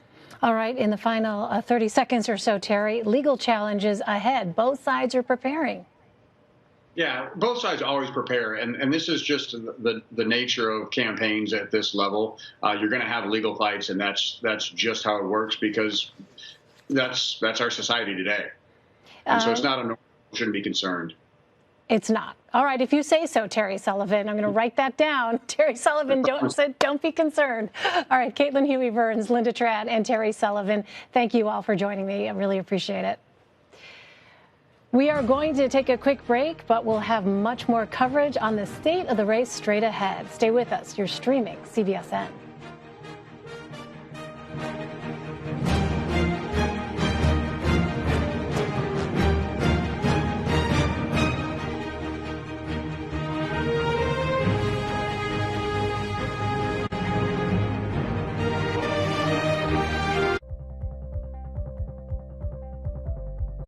The biggest names in politics. Whoa, that's news. Do you think that the president has the authority to send in active duty troops? Face the questions you want answered. Did the CDC let the American people down? Tell me about the decision. When was it made? Who made it? What is the next area that you are concerned about? What does that mean for the risk of reinfection here in the United States? You bring up a very good point, Margaret. Margaret, that's a great question.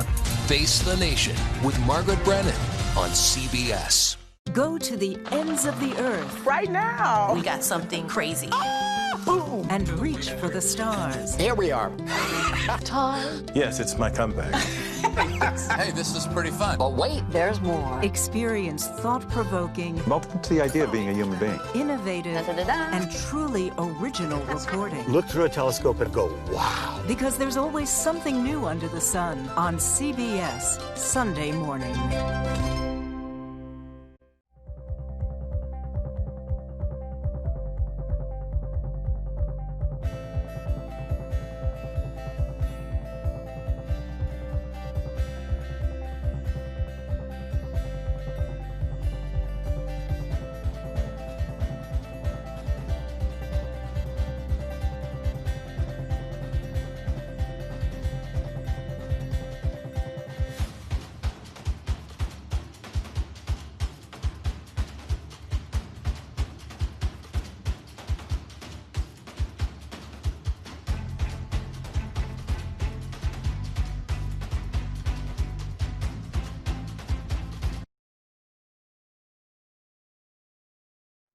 Welcome back to CBS News Election Headquarters. Polls are closed in half of the states across America. Joining them in just a few moments, Arkansas. And we want to check back in on Georgia, North Carolina, and Ohio. They are part of our notable 9 states that will help decide this election. All 3 voted for President Donald Trump in 2016. And right now, CBS News characterizes them all as toss-ups at this hour.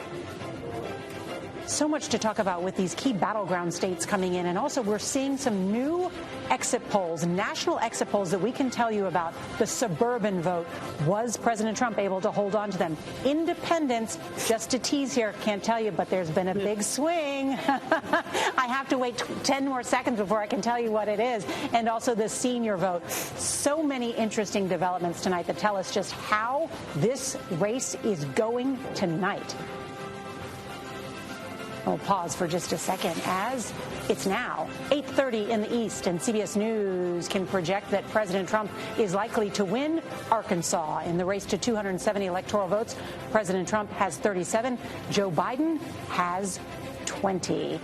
I was telling you about all those interesting things we want to tell you about. Well, Elections Director Anthony Salvanto is at the Election Data Center. And Anthony, let's dig into Georgia because some really interesting developments there. Right. Not a lot of vote counted in Georgia yet. You see the map here. The counties in red going towards the president. The counties in blue going towards Joe Biden.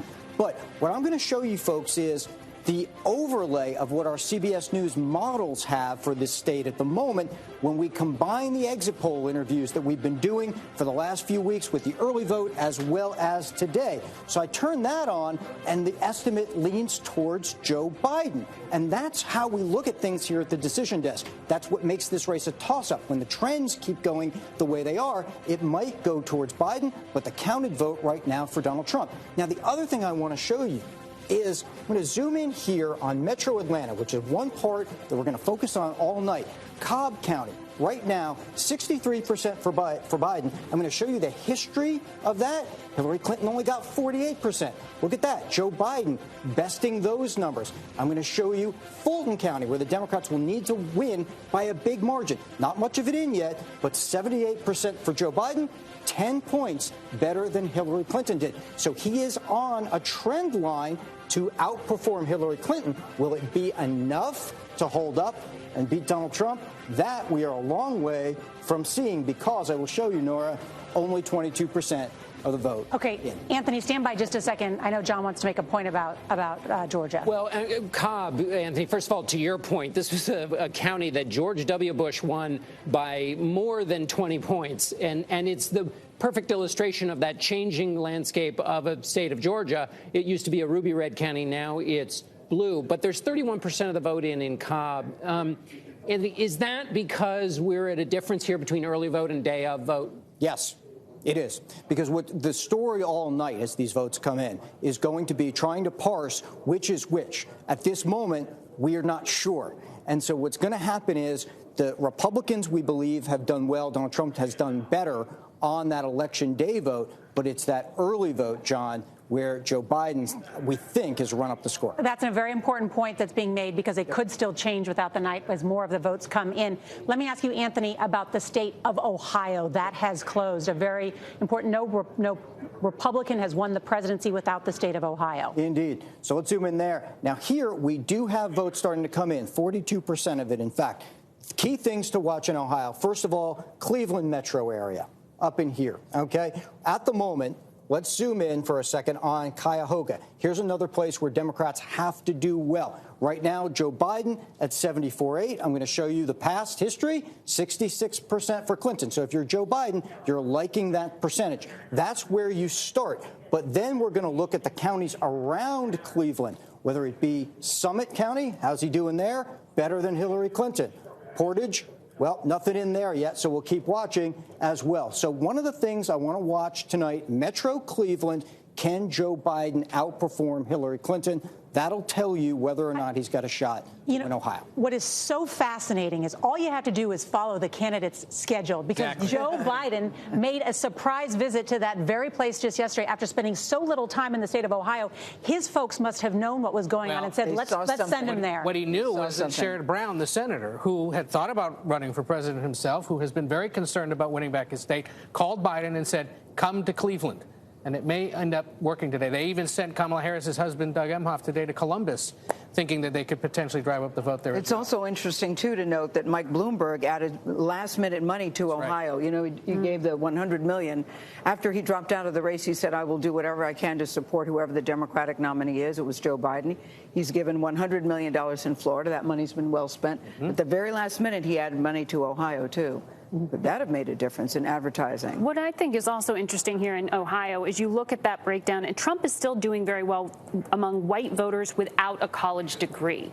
This is interesting because one of the unique attributes Joe Biden sold for himself was that he could relate to working class America and bring them back to the Democratic Party. For those who voted for Barack Obama, tried out Trump, that he could bring them back to Democrats. So we'll have to see where the night takes us. But to see in Ohio, President Trump is still doing very well among white voters without that degree, that education gap. Which is actually a very large share of the electorate. People would be surprised to know it was in 2016. Right. We'll be looking at, we're going to go inside the numbers in Ohio about why people voted the way they did.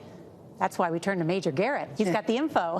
That's right, Nora. And for Ohio and all exit polls, what I like to say is, yes, it's numbers, it's percentages, but it's really the story of the election. It's a story that you tell state by state.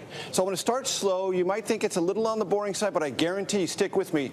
I'll have a grabber for you at the end. All right, let's look at the composition of the Ohio vote.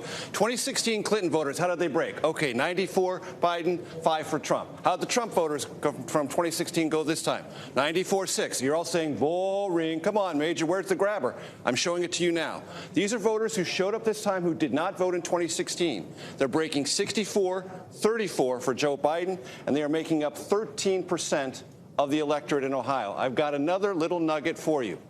White college women, Donald Trump in Ohio won them by 17 points.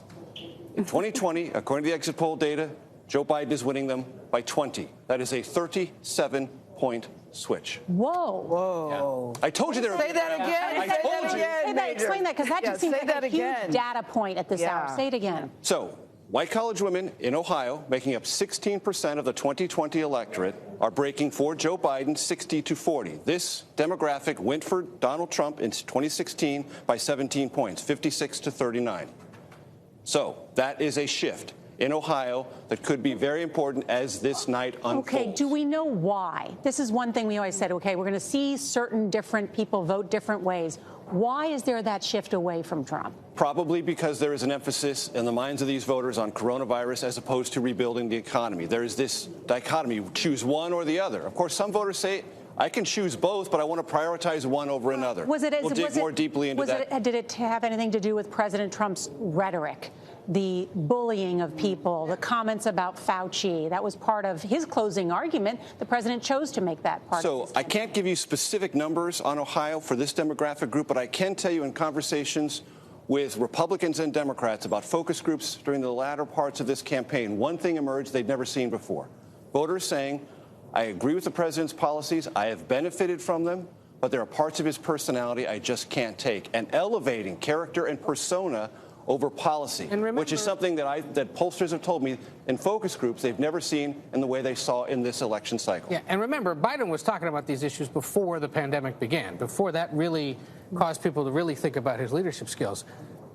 We've got some news coming up in just a second about the independent vote as well nationally, which is really striking. But we've also got some breaking news right now, so we want to check in with CBS's Mark Strassman. He is in Georgia, where they're having a big problem counting some of the votes. Mark? Nora, this is an election return watch party here on the edge of Atlanta. These are mostly excited Democrats because when's the last time Georgia thought of itself as a battleground state? After a record early returns and essentially a day of problem-free voting, there is now a hitch in the tabulation of votes. I'm standing in Fulton County. Fulton County includes a chunk of Atlanta.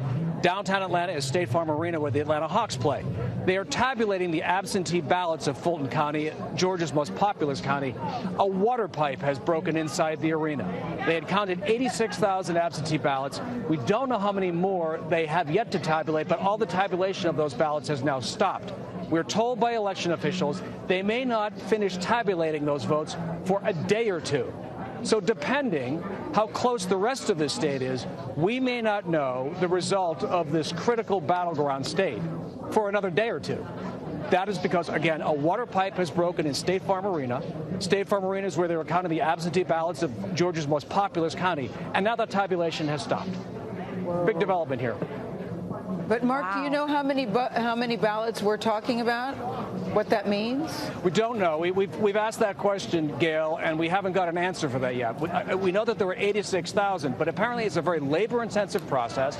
And what they are telling us is that it's going to take a day or two, which suggests to me that they have a lot to go. Yeah. The irony is that across the country, so many of these major league sports teams open up their arenas to allow people to vote and to do exactly what Mark has said. Tabulate them in a big open space so they could be done quickly, but nobody accounted for the plumbing, I guess. I was going to say, I'm no plumber, but maybe because it hasn't been used lately. It's not up and ready for the big turnout today. And just to put this in perspective, Fulton County is a very, very Democratic county. Hillary Clinton won it by 40 points. So if there is a delay, it's going to be Joe Biden's votes that are sitting up in the air while they dry things out. But John Dickerson, I love your knowledge of history. Have you ever heard of votes being delayed because a pipe burst? No. You wrote the book. I'm not sure. I'm not sure there's an intersection between plumbing and history. I know, but it's so funny because here we were thinking about foreign interference. Exactly. This was going to take down a vote, and now it's just voter intimidation. That wasn't on the model of it wasn't interference, and it's just for the evening. And it'll complicate in some ways the way we can extrapolate from the data for the rest of the South. Right. So that could have some impact on our figuring things out at the table. Right, but we're going to keep everything in perspective. It is in one county. It's a big state, the state of Georgia. It is an important county, nevertheless. Yeah, but biggest county in the state. But I know, an important one. We're going to keep everything in perspective. All right, CBS News want to bring you a projection at this point because West Virginia goes to President Trump, a reliably Republican state. And coming up, how are the candidates feeling as the votes come in? We're going to check in with our correspondents along with more poll closings, projections, and the state of this race overall. We'll do the what happens if board, as we call it, to see the pathways to the presidency. You're watching CBS News 2020, America Decides.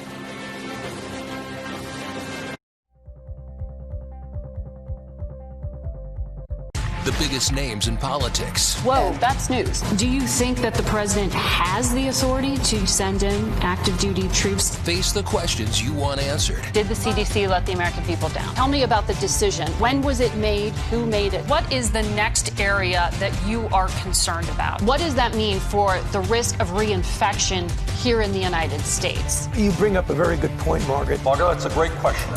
Face the Nation with Margaret Brennan on CBS. Go to the ends of the earth. Right now. We got something crazy. Boom. And reach for the stars. Here we are. Time. Yes, it's my comeback. Hey, this is pretty fun. But wait, there's more. Experience thought-provoking, Welcome to the idea of being a human being. innovative, and truly original reporting. Look through a telescope and go, wow. Because there's always something new under the sun on CBS Sunday morning.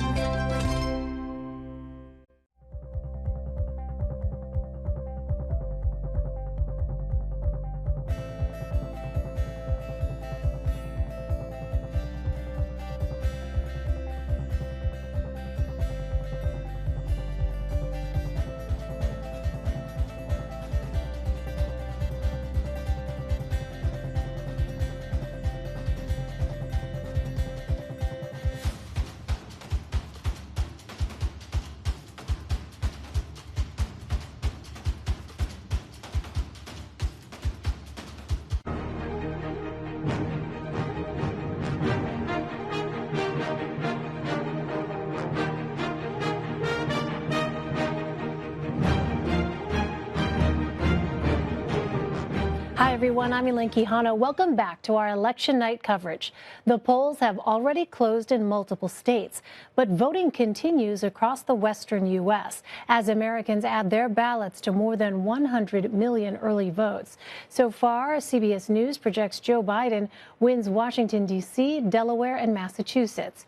President Trump is projected to win Indiana, Oklahoma, Kentucky, Tennessee, and West Virginia. Lana Zak is at the board. Lana, what's the latest? Hey there, Elaine. We're still learning a little bit at this point. There's a lot more for us to figure out. At this point, here's where we stand in the race to 270. President Trump, having now just called an additional state, West Virginia, stands with 42 electoral votes, likely projected for him compared to 20 for Biden. Now, you may notice, though, that when it comes to the popular vote, they're still much closer in that. There's also something that I wanted to show you guys, if I can figure out the board, which I'm still honestly learning a bit about, which is the history of how this electoral map played out in 2016. Obviously, Pennsylvania and Florida, we have talked a lot about these two states. As you can see right now, they are still too close to call, but there's something very interesting that we're starting to see in some of these exit polls. The president's favorabilities in Pennsylvania, he's underwater there, 46% favorable, 53% unfavorable. And in Florida, we see the same sort of thing playing out, 44% favorable compared to 54% unfavorable. It doesn't mean necessarily that we have a clear picture of how these are all going to play out. As you'll recall, early on in the night, I said that we saw American voters saying that they were turning out in favor of their candidate as opposed to voting against somebody. But it does help to explain, I think, a bit, Elaine, about why we are seeing in Pennsylvania and Florida, two states that he won in the last election, that the president may be struggling a little bit more in. All right, Lana Zak, thank you. You are doing such a great job on that board, by the way. Better you than me, because I would be all thumbs on that thing. Lana, I'm still learning. No, it's so helpful to have you. Thank you so much. We're going to be checking in with you in just a bit. CBSN political reporter Caitlin Huey-Burns, meanwhile, is at the battleground state of Pennsylvania at her post there in Philadelphia. And Caitlin, for people who maybe haven't been watching since the earlier part of the day, explain why you are where you are and what might be happening just behind you there, beyond the camera's view. Yes, good evening from the cradle of democracy here in Philadelphia. I'm in front of the Philadelphia Convention Center, and why I'm here is because all of the ballots for Philadelphia are actually right in this building behind me. This is where the action is tonight. This is where they're going to be counting all of those ballots, especially all those absentee ballots, a record number expected in this state tonight. Why we've been focused on Pennsylvania, not only because of its 20 electoral votes, not only because this was a state determined by just 44,000 votes in 2016, but because here in Pennsylvania, they haven't been able, by state law, they're not allowed to have started to open up those absentee ballots until 7 a.m. this morning. So that means that we're likely to see a delay in reporting results here in Pennsylvania, because it's going to just take a while to open up those ballots as they have been doing here today. So this is a critical state. It's a state that both President Trump and former Vice President Joe Biden have been spending a lot of time here. This is a critical battleground. And if it comes down to Pennsylvania, we may not know the results here on election night. But we're keeping an eye on this building behind us, because that's where the focus is tonight, given these ballots. So you have been talking to voters on the ground in various battleground states. What were some of the top concerns that people were thinking about, ahead of this moment, ahead of election night? Was there anything that they said or didn't say that surprised you? A couple of different things that really stood out to us talking to voters on the ground here as they were dropping off ballots at early polling locations or at secure drop boxes was that how they are processing the biggest story of this election, which is the pandemic, was really interesting depending on who they were supporting. So supporters of the president told us that Trump did everything that he could on the virus, that they were focused on the economy and reopening and thought that was a top priority. And that's in line with the messaging that we've heard from the president while he's been campaigning.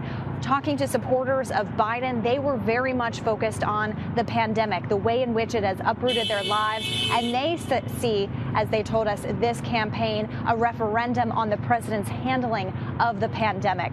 What was really interesting is that according to all of these voters that we talked to, all of them were really focused on how to cast their ballots this time around. Remember, the pandemic has added all sorts of challenges to the way we vote in this country, especially here in Pennsylvania. They haven't had this kind of number of absentee ballots before, 3 million sent out. And voters were telling us that they've been very strategic about how to learn about how to vote, how to make sure their ballot counts, how to check off everything that they need to make sure it counts. Interestingly, though, a couple of other themes. We didn't really hear much from voters about the Supreme Court. Remember, heading into this election just a few weeks ago, we were wondering how big of an issue this would be. Voters on both sides really didn't bring it up unless they were prompted. Instead, it was the economy and coronavirus really shaping voters' views here in Pennsylvania. That is interesting to hear about the Supreme Court because, of course, we know that President Trump had really kind of pushed forth his nomination and the Senate's confirmation of Amy Coney Barrett as a conservative justice, yet another appointee of President Trump's assuming a place there on the high court. Well, Caitlin, we know that Florida, of course, is another key state that we are watching tonight. Remind our viewers, why is Florida so critical? That's right. This is always a big battleground, and it's always determined by the slimmest of margins. We were on the ground reporting in South Florida recently following how they are going to conduct this election. And it's actually pretty interesting because I think when everybody thinks of Florida, they think of the 2000 election that went all the way to the Supreme Court. Well, that is a state that has learned from past mistakes. So as we're talking this election season about all of these other states that are trying to ramp up and expand their absentee ballot programs, figure out how to conduct elections in a pandemic, Florida is trying not to be the problem child of this election. We spent some time in Broward County, a key county, and they are able in Florida to start counting and tabulating, processing ballots before Election Day. And so they say that they will have results at some point tonight, even if it's in the wee hours. But this is a state that the president won in 2016. It is a state that in the 2018 midterms, Republicans won the governorship and a Senate race there, but by very slim margins. So this really comes down to every single vote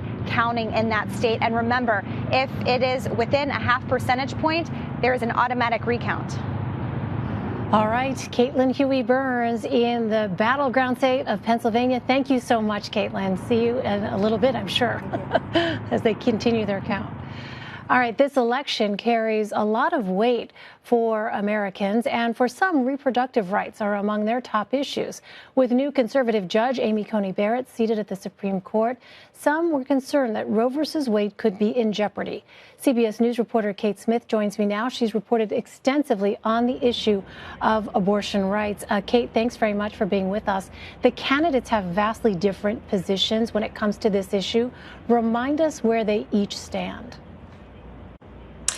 Elaine, these candidates could not have more divergent views when it comes to reproductive health issues. We're talking abortion, birth control access, maternal health. It's impossible to overstate how different these candidates are. Let's do a little recap. Former Vice President Joe Biden, his big thing is he wants to repeal Hyde. That is the amendment passed by Congress in the 70s that prohibits any federal funding from going towards abortion. That means that Medicaid can't cover the procedure, nor any insurance programs provided by the government. He also would like to codify Roe v. Wade into law. Now, that's especially important as we're seeing at the court.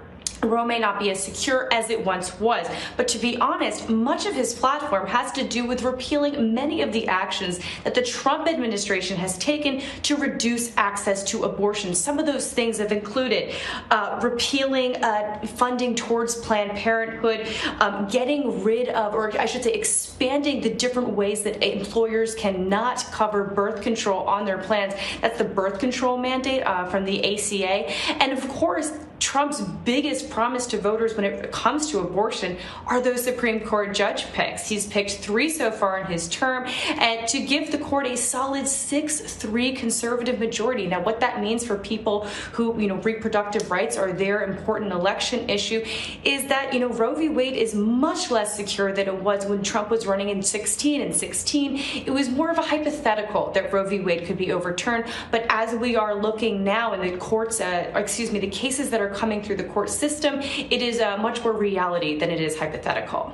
Well, the president and his supporters have tried to characterize him as the most anti-abortion president in U.S. history. What is the president's strategy? Why does it matter in this election? That's exactly right. And, that is a title that Trump has embraced. He has multiple times called himself the most pro-life president in American history. And his track record shows that is true. Why that's so important to elections is that for the evangelical vote, being opposed to abortion is a great way to secure that vote. And we saw it in 2016 with his VP pick of Pence. Pence, of course, is a very strong anti-abortion rights activist, and it really solidified to voters that Trump was indeed going to make good on his promises to try to reduce abortion access, to try to overturn Roe, and it helped him in the 2016 election. Of course, he's made good on many of those promises. So going into 20 for voters who this is their issue, they feel very secure that indeed Trump is their candidate. Well, how much of a factor are reproductive rights for voters? Is this a make or break issue? So that's a really interesting point, and it's one that really breaks down on party lines. For Democrats, it's less of an issue than it is for Republicans. So a recent Pew study found that about 35% of Biden voters found abortion rights to be a very important issue. Now compare that to Trump voters. The number goes up to 46%. And when I was speaking to strategists, the way they describe it is that abortion is always forefront if abortion is your issue. The regulations, the bans, all the different court fights. But if you're a Democrat, often the things that energize that base are simply the bans. It is not the year-to-year, month-to-month battle. So you don't have that engagement that you do with the Republican side. And that is certainly something that we've seen the campaign take advantage of and do be quite successful on. Well, regardless of the election outcome, could Roe v. Wade be overturned? Again, that is such an important question, and the short answer is yes. Again, back in 2016, when Trump made these original campaign promises, overturning Roe was much more hypothetical than it was reality. But as we're seeing, it is, again, it's reality now, potentially, and it's imminent. This Friday, the Supreme Court will consider reviewing a case that would directly overturn Roe. And Elaine, if they don't take that one, there's more than a dozen cases in the pipeline. So again, this is one of those promises that he made back in 2016 that felt so impractical at the time, felt so pie in the sky. But as we're seeing, just 4 years later, it's very real, could happen. Well, finally, 2 states put abortion on the ballot this election. What can you tell us about that? That's right. So in a very literal sense, abortion is on the ballot in 2 different states, Louisiana and Colorado. In Louisiana, they're anticipating that post-Roe world. They asked voters to consider a constitutional amendment that would make it such that that no one would be able to find a right to abortion in the Louisiana Constitution. Now, when I was talking to one strategist, they said it's very unlikely that anyone would find a right to abortion in the Louisiana Constitution. But the idea is that in the event that Roe v. Wade is overturned, there would be no time in which that abortion rights groups could come in and try to make it such that the state would ban it. In Colorado, a much more simple, straightforward measure, a ballot measure that would ban abortion after 22 weeks of pregnancy. Important to note, Colorado is one of only 7 states that doesn't have a gestational limit. Why that's important is Colorado has become something of an abortion haven in the American West for patients who are seeking the procedure later in their pregnancy. And, we've spoken about this several times, but there are very, very limited legal circumstances in which a patient could do that. And those are, for severe fetal abnormalities, for women's health. So if, in fact, that ballot measure is successful, it would dramatically transform the way in which patients are able to access abortion, not just in Colorado, but really beyond the state borders. All right, Kate Smith. Kate, thank you very much. Up next, it's a CBS News special report, America Decides. You're streaming CBSN.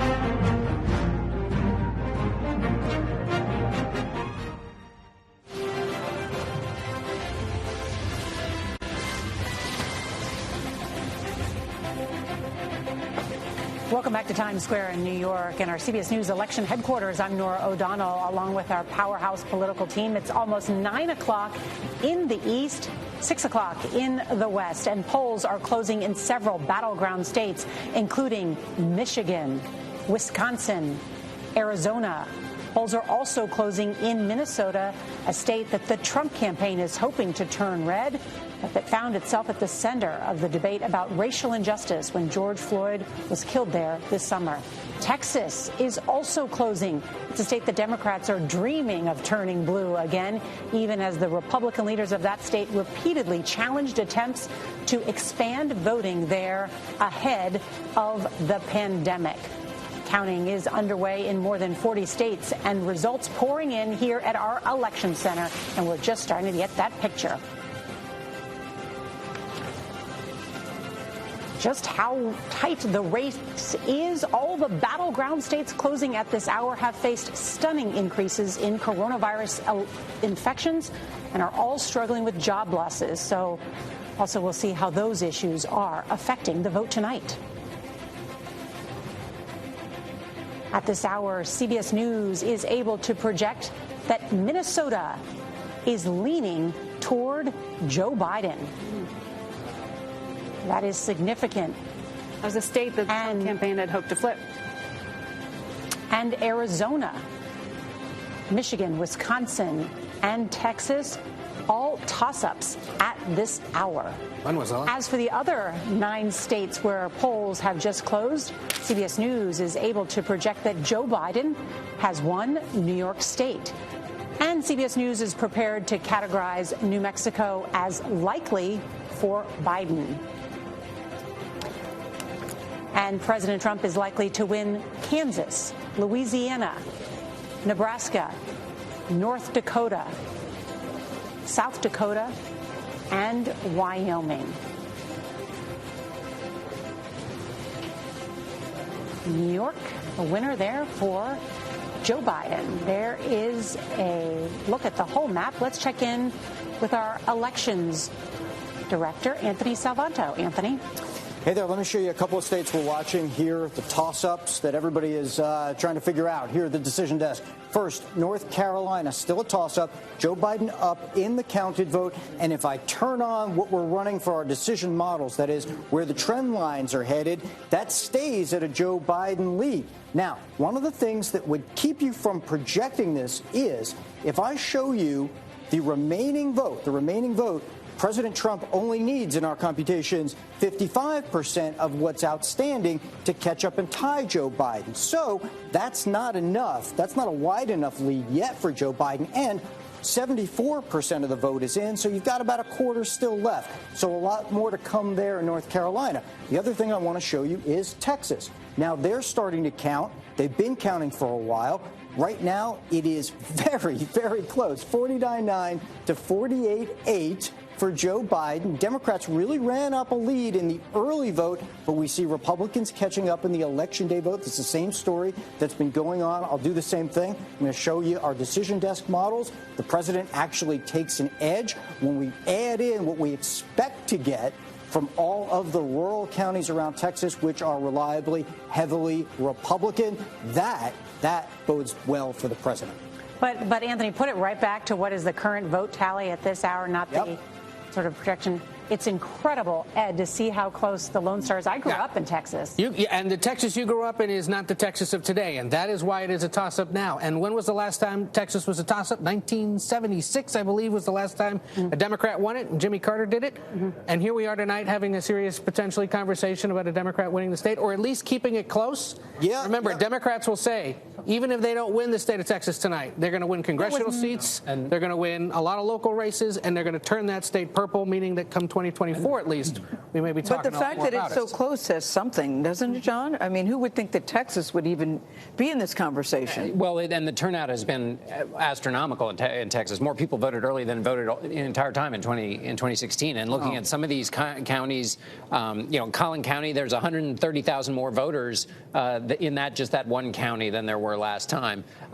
So there's something going on in Texas for sure. Yeah. And also we should mention the State House in Texas, that hangs in the balance as well. I mean, this is a state that Trump won by almost 10 points in 2016. The fact that we see it so close tonight, but Joe Biden never visited the state. This is largely, Beto O'Rourke and what he tried to do in 2018. This is the changing demographics of the state, right? The executive director of the state party tells me that when you add up all the money spent by local and statewide candidates in that state, Democrats have collectively spent about $100 million to turn out the vote in the state of Texas tonight. Wow. The Biden campaign only threw in $6.5 million worth of television advertising, which is nothing in a state that big. But that is how they believe they could potentially at least make it competitive and remind the country that the state's one that's going to have to be looked at more seriously. I don't think, Nora, you guys should underestimate the power of Beyonce, Queen Bee. we have to at least. But that's a lesson for every day of the week, right? Now, she's from Houston. And she just endorsed him the other day, very, very subtly. Endorsed Joe Biden? Yes, Joe Biden, yeah. It wasn't Donald Trump. She definitely endorsed Joe Biden, but I know what you were saying. Biden and Harris, and she did a very subtle hat tip. I mean, everybody goes, yeah, sure. But I wonder when you have somebody like that who very rarely gets involved in politics, if that makes a difference. Well, there's a big mix of things going on there. You have celebrity endorsements like that. Yes. You have the dynamics that won Democrats congressional seats across the country in the suburbs of big cities across the country. It happened in Texas 2 years ago. They're building on that. You have Latino support for Biden because of their opposition to the president. And you have an influx of millions over the last several years from across the country who moved to the state for its medical industry, the technology industry, transforming it. And that's, again, we're seeing this happen in Georgia, North Carolina, Arizona, Texas tonight. The country is changing, and its presidential politics. It also has the highest total number of COVID cases in the United States right now, particularly along that border area, El Paso. You were talking about Beto O'Rourke, his home territory there. It is just really getting devastated by infections right now. I mean, if and it's a big if Biden were to flip Texas and he took the 2016 states that Clinton won back then, I mean, that's it. That's a game. Right. I had spoken with some Biden advisors early in the night who didn't want to characterize this state. They still believe this is a dream. They really don't think that at the end of the night that they would be able to flip Texas. It's just such a Republican state. But the turnout is quite remarkable, given that, in fact, the Republican governor, Abbott, made it difficult, very difficult for people to vote in that state. Let's bring in CBS's Omar Villafranca. He joins us now from Richardson, Texas. That is a suburb of Dallas. And Omar, I know you were out with the voters today. Long lines as well today. They were, but they were moving along. And keep in mind, you had more than 9 million people vote early. Just under 17 million registered voters here in Texas. 9 million of them voted early. 5.6 million Latino voters. An interesting note, since 2016, 1.8 million new voters in the state of Texas. Now, I heard you guys talking about Harris County. Harris, Dallas, Travis, Bexar. Those traditionally go blue. But keep in mind, 254 counties here in Texas. El Paso over there is in the mountain time zone, so they're just closing the polls right now. But people are watching the suburbs. I hear you guys talking about suburban women. Suburbs, what are they doing out there? Well, I'm here in Collin County. Now, keep in mind, Mitt Romney won Collin County by 32 points. When the president ran in 2016, he won by 16 points. But in the midterm election, heated race between Ted Cruz and Beto O'Rourke, Cruz only won by 6 points. That raised a few eyebrows. So now people are watching to see what's going to happen and if Texas will become a battleground state. Maybe in 2024, if that's the case. Ed, get ready for a barbecue. It is every political reporter's dream come true to have to cover politics in Lone Star. And of course, we know that Texas is really the mother lode of electoral votes, 38 electoral votes. And just to update you on Collin County, which is in my head, President Trump won it. Candidate Trump won it by 17 points. He's only winning it by 2 points right now with 95% of the vote in Collin County. Those are those shrinking margins as Biden has been able to cut into the lead with those independents, with those college-educated white women. That is the shrinking of the margin that Trump had in the previous election. And Nora, just to pick up on a point you made about how tough it has been made to vote in Texas. It's one of the few states where you need an excuse to vote absentee. Being afraid of getting COVID was not enough. Yes, that's right. And he limited the number of ballot boxes per county to one ballot box per county. Harris County covers all of the Houston area. So for 5 million people, there was one drop-off ballot box. We did, as Janet Shamlian did an incredible story on the CBS Evening News about that people were driving 30 and 40 miles. That Harris County is bigger than the state of Rhode Island.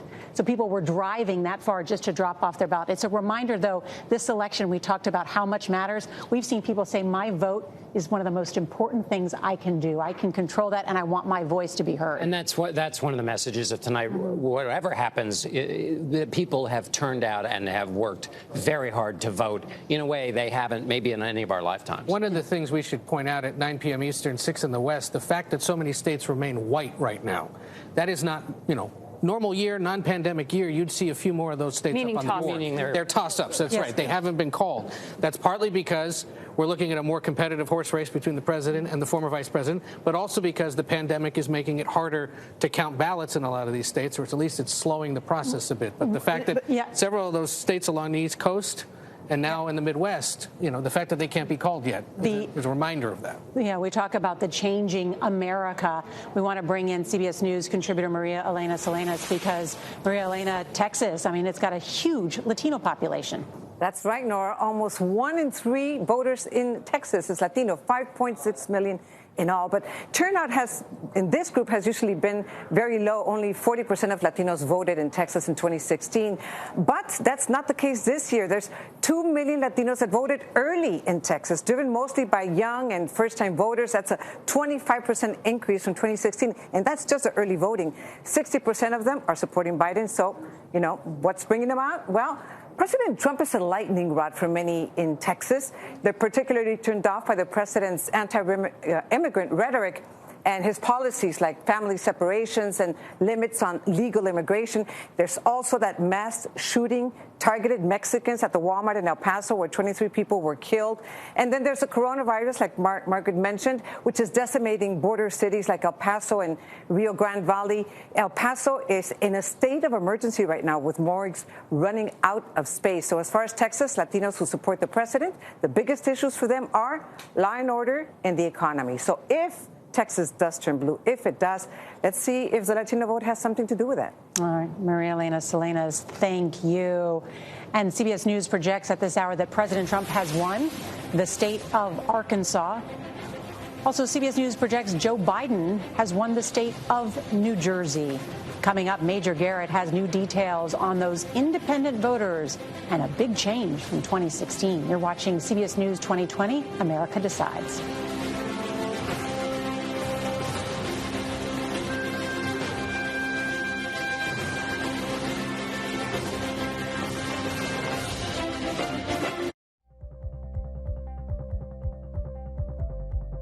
The biggest names in politics. Whoa, that's news. Do you think that the president has the authority to send in active duty troops? Face the questions you want answered. Did the CDC let the American people down? Tell me about the decision. When was it made? Who made it? What is the next area that you are concerned about? What does that mean for the risk of reinfection here in the United States? You bring up a very good point, Margaret. Margaret, that's a great question. Face the Nation with Margaret Brennan on CBS. Go to the ends of the earth. Right now. We got something crazy. And reach for the stars. Here we are. Time. Yes, it's my comeback. Hey, this is pretty fun. But wait, there's more. Experience thought-provoking, Welcome to the idea of being a human being. innovative, and truly original reporting. Look through a telescope and go, wow. Because there's always something new under the sun on CBS Sunday morning.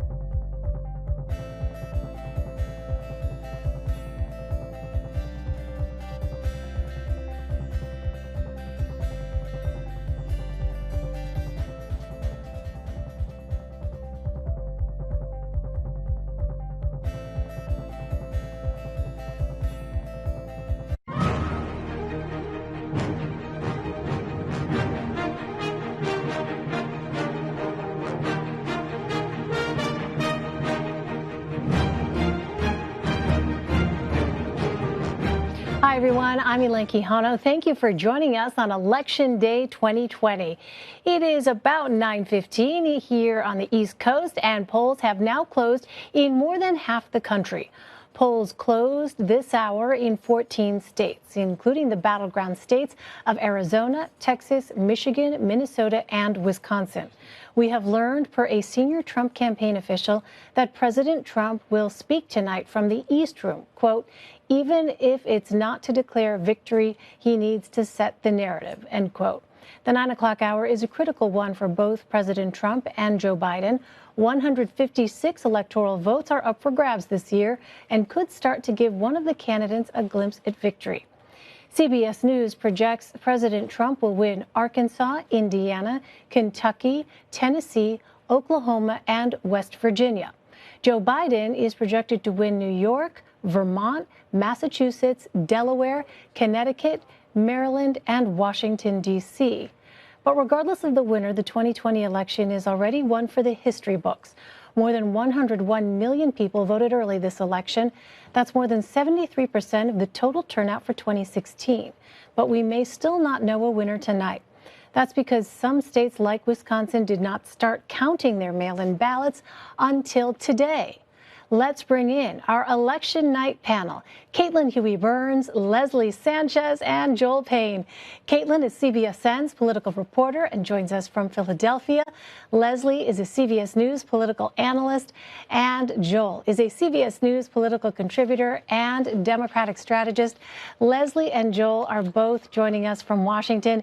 It is good to see you all. Remember when we all used to crowd around this table? That feels like 25 million years ago. But it's so good to see you guys. All right, Caitlin, let me start with you because you are in Pennsylvania. All eyes are on that state. It is a critical state for both candidates. Their polls closed at 8, but election officials there say it could take several days to get through all of those early ballots. So when might we know who won? And could that essentially vote counting process, I don't want to use the word delay because that gives the impression perhaps to some that there might be something wrong, but could the time that it takes to actually count all of those votes in Pennsylvania leave the entire election potentially in limbo? Elaine, I miss being at that table with you as well. But Pennsylvania, I guess, is the next best thing because this is a key battleground state, not only because it's 20 electoral votes, not only because it was determined by such a slim margin in 2016, but because of exactly what you just described, whether we will actually get results on election night. Officials on the ground here have been telling us for weeks not to expect results from Pennsylvania. Why? Well, they couldn't start opening up ballots to be counted until today, until Election Day. That's different from states like Florida and elsewhere, which have been able to start processing, opening up ballots and processing them before Election Day. So they have been sending those warning signs ahead of time, saying that they're prioritizing accuracy over speed. So it's not a bad thing. The integrity of the election is still very strong. It just might take a few days, perhaps, to get results. The state Supreme Court also ruled here that any ballot received within 3 days after Election Day, so by Friday, as long as it was postmarked by Election Day, will still be counted. I am standing in front of the Philadelphia Convention Center. Why am I here? Well, this is where all of the ballots for Philadelphia are, right behind me in this building. So it's a very busy scene in there with lots of workers counting and tabulating those ballots. And this is why there is such a focus on Pennsylvania. If it all comes down to Pennsylvania, this could be really key. And we know that both campaigns have been focused on this state, barnstorming it over the past couple of days, having lots and lots of events here. They know that this is such a critical state for their respective paths to victory. And Caitlin, more broadly beyond just Pennsylvania, how big of a deciding factor could these early ballots be in general? They're such a big factor. Remember, in this pandemic, we're voting in ways that we may not have before. So a lot of states have ramped up their absentee ballot programs. Several other states have extended the number of days to be able to vote early. We've seen that Democrats have had an advantage in the early vote totals. And today, on Election Day, is where the Trump campaign hopes to make up those margins. They're hoping that in these key states, especially where I am here in Pennsylvania, that turnout will help them on Election Day. So that's kind of why we've all been watching these ballots. It's a way that a lot of states haven't done that before. Here in Pennsylvania, I should note that even before the pandemic, the bipartisan state legislature passed a measure allowing people to vote absentee without an excuse. Over 3 million absentee ballots have gone out here. All right. Well, Leslie, our CBS News Battleground Tracker did have President Trump trailing Joe Biden coming into Election Day, but his campaign was expecting a big turnout today. So when you look at the map, what states are you looking at to give the president his best chance at victory? Let's start from the beginning, Elaine, and or at the bottom part of the southern area and Florida. And by Florida, I'm talking about the very bottom, Miami-Dade County. That's an area particularly that had to turn out for the president. We've spent a lot of time understanding that I-4 corridor, Broward County, that's moving up toward the central part of the state. But Miami-Dade has turned out to be extraordinarily interesting, not only because the Cuban-American vote, but because the Cuban-American vote is tremendously overpowering in terms of support than it did in 2016. And that may be a single outlier in terms of how that the Latino effect could ripple across the country. It's going to be different in Texas and Arizona, but it's certainly going to have an impact. And we're just starting to see and understand that now. Yeah, I mean, it is really just neck and neck when you look at those numbers out of Florida. All right, so Joel, what does it look like now for Joe Biden? I mean, what do the paths actually look like? We saw on that map a moment ago, those areas in white, those are toss-ups at this moment. We see, for instance, Texas, a place where Democrats have been saying for a long time they could flip it blue. It has been a reliably red state. But what are your thoughts now as you look at that map? Still a lot there in Texas, that race, just absolutely neck and neck, something that perhaps even just as recently as a few years ago would not have necessarily been something people would have predicted in the 2020 race. Yeah, Elaine, there's so much to dig into. Any Democrat that was counting on Texas tonight, and really even Florida, I tell you, most of the people who I talk to within the Democratic establishment viewed those as nice to haves, but they weren't a part of the Biden win equation, right? Joe Biden can have plenty of paths to the presidency that don't involve Florida, Texas, even Georgia. There are a number of other states, North Carolina, which Joe Biden is looking really strong in right now. Even Ohio, where Joe Biden is surprisingly showing some strength. I saw Major talking about some of the exit poll numbers that look really, really strong for Biden coming out. So, and then, of course, there's that upper Rust Belt wall of Wisconsin, Michigan, and Pennsylvania, where we know Biden has shown some enduring strength in the polls leading up to Election Day. So there's a lot of paths for Joe Biden. That's the value of having a lot of different ways that you can get to 270. Biden certainly has that, and there's nothing that we've seen tonight that changes that. I think Florida, for a lot of Democrats like me, Florida has been doing this to Democrats for probably my entire political lifetime. So there's really no surprise there. Even if you just go back to 2018, right? I remember we were sitting around a desk and Andrew Gillum was the candidate for governor, right? And a lot of people thought he was going to win, and we had a similar reaction. So nothing's really changed that would preclude Joe Biden from winning the presidency tonight. All right. Well, Caitlin, in terms of campaign events, we have seen President Trump hit that campaign trail really with such an accelerated pace here in the final days before Election Day. We saw Joe Biden hit the campaign trail as well. What do the places where these candidates visited, what does that actually tell us about how each side is feeling and where it is that they are prioritizing their efforts? Well, it certainly signals where they think the best path to victory is, or where they could potentially cut into their opponent's margins. It's been really striking to be on the ground here in Pennsylvania because this is well-trodden terrain by both of these candidates. Over the past couple of days, Pennsylvania voters have likely seen or heard about or seen in their local news a visit by these candidates. Several stops made by President Trump over the past couple of days, several stops made by Joe Biden, who returned back to Pennsylvania today, his hometown of Scranton, Pennsylvania. He visited. I think that really shows you where this campaign feels they could potentially put this race away. If they can block off the president's path to victory here in Pennsylvania, they believe that they could block off his victory to the White House, the president's victory. But they also have been saying, the Biden campaign has been telling us that they don't need to have Pennsylvania if they can win some of these other states. That's why, because we may not have results here on election night in Pennsylvania, that's why we're looking at states like Georgia, North Carolina, and Arizona. Keep an eye on those, and that will tell us kind of where this race is headed. So, Leslie, we're not sure if the president is going to actually address the American people tonight. What is it you think is factoring into that decision, even though we obviously still don't have anywhere near any final results?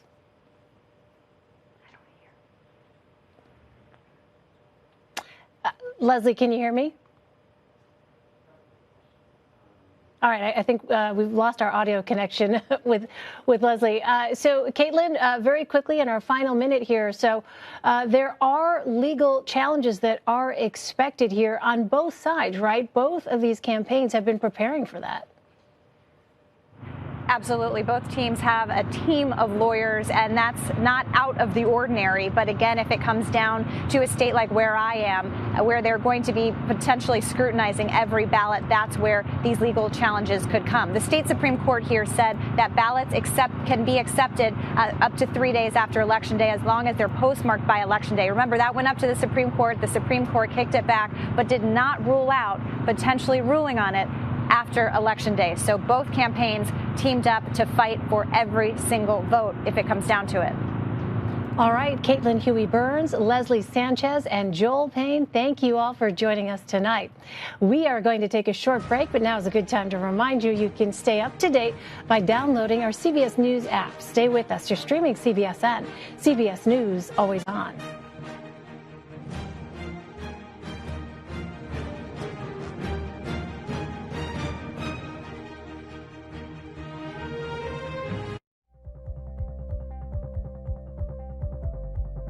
The biggest names in politics. Whoa, that's news. Do you think that the president has the authority to send in active duty troops? Face the questions you want answered. Did the CDC let the American people down? Tell me about the decision. When was it made? Who made it? What is the next area that you are concerned about? What does that mean for the risk of reinfection here in the United States? You bring up a very good point, Margaret. Margaret, that's a great question. Face the Nation with Margaret Brennan on CBS. Go to the ends of the earth Right now. We got something crazy. and reach for the stars. Here we are. Time. Yes, it's my comeback. Hey, this is pretty fun. But wait, there's more. Experience thought-provoking, Welcome to the idea of being a human being. innovative, Da-da-da-da. and truly original reporting. Look through a telescope and go, wow. Because there's always something new under the sun on CBS Sunday morning.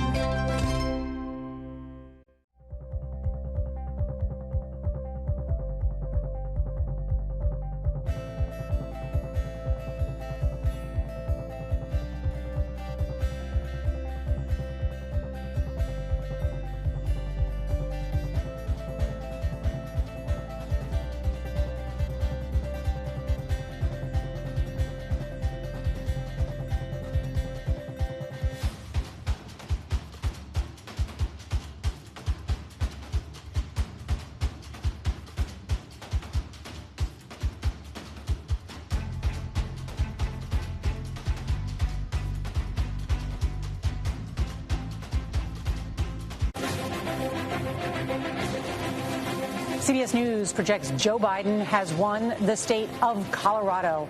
And welcome back to CBS News election headquarters in Times Square. We're coming up on 9:30 in the east, 6:30 in the west. Much riding on many of those battleground states, that notable 9 we had been talking about. I want to bring you up to date on what's happening because there's been some developments in several of the key states, including Florida, which is a must-win for President Trump. Our own Sarah Cook reporting at this hour that the Trump campaign is feeling increasingly confident that President Trump will be able to secure and win the Sunshine State, which is now, he has his own residency there now, as he has a place at Mar-a-Lago, the club there. I want to bring in Anthony Salvanto with new details about the Sunshine State. Anthony. Okay, so Florida, right now, I want to show you what remains to be counted. 93% in. So what does the trailing candidate, as we always compute, need? 83%. To catch up, okay? That does not bode well for Joe Biden indeed, Nora. I want to go back again to this Miami-Dade County number. 53% for Joe Biden. I was looking at this before. 63% for Hillary Clinton. But I will tell you that here at the decision desk, we look for patterns over and over again. What's going on? This is one of the few counties in Florida where Joe Biden is not at least matching Hillary Clinton's percent number. So that is unusual, at least in the context of what's going on tonight. Hillsborough, which is Tampa, Hillary Clinton got 51, Joe Biden 52. That's another example. Orlando, here we see Joe Biden at 61, Hillary Clinton at 60.4. So very similar everywhere except for Miami-Dade. But if that holds up, well, that's going to be one of the things that might cost Joe Biden the state.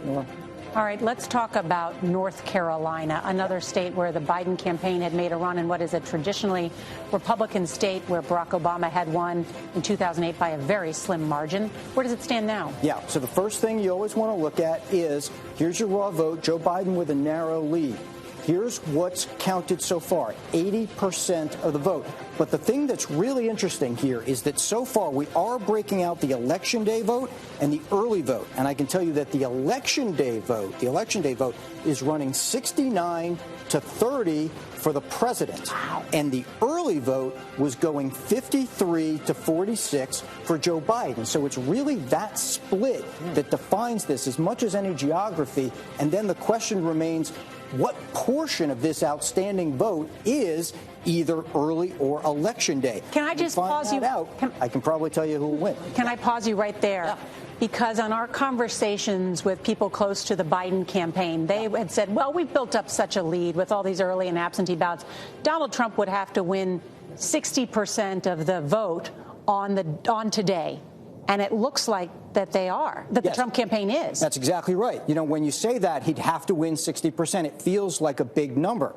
But if the remaining electorate is overwhelmingly Republican, as it was, and Republicans turn out, it helps him close the gap. Can we look at New Hanover County in North Carolina and what that's doing there? Whoops, I just telestrated on that. Because we're looking at some of these swing counties. Mm-hmm. Yeah, swing counties, yes. But what we're really looking at here is a couple of key areas. And I just want to take a moment and look around the Charlotte area, because this is really what we're focusing on here at the decision desk. Because Charlotte, okay, we know that that's going to go blue. We know that that's going to be a Republican county. But it's Union County where Donald Trump, we think, is going to run up a big number. It's Gaston County, where I believe he held a rally recently. He's also got a large number. It's these exurbs and these suburbs around the central cities where Donald Trump really needs to make up the ground. And so far, it looks like he is. Also, you go further out from the Raleigh-Durham area. You go out into the further suburbs, and there we're still waiting for a lot of vote. So it's really those exurban areas. They are oftentimes Republican, and that is a central part of this game plan. What is the outstanding vote that needs to be counted in Durham? I'm trying to... In North Carolina. All of North Carolina. In North Carolina overall, we're looking at 1.1 million votes. Yeah, but where do they come from, Anthony, in terms of... Well, that's the thing.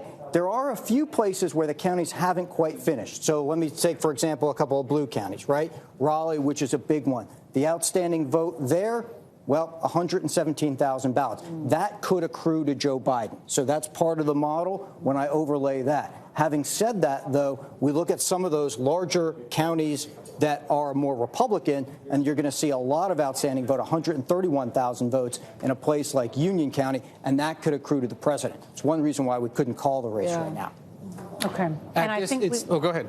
Go ahead. No, I think, do you have something more in North Carolina, or should I flip over to Ohio? No, well, it's just the battle of the big counties. Whereas the story in Florida is the president reaching into the Democratic stronghold in Miami-Dade. It looks like here what's happening in North Carolina is everybody's just maximizing their vote. The president looks like he may be maximizing it a little bit more than Joe Biden's maximizing his vote. Mm-hmm. Let's take a look at Ohio, another important state at this hour.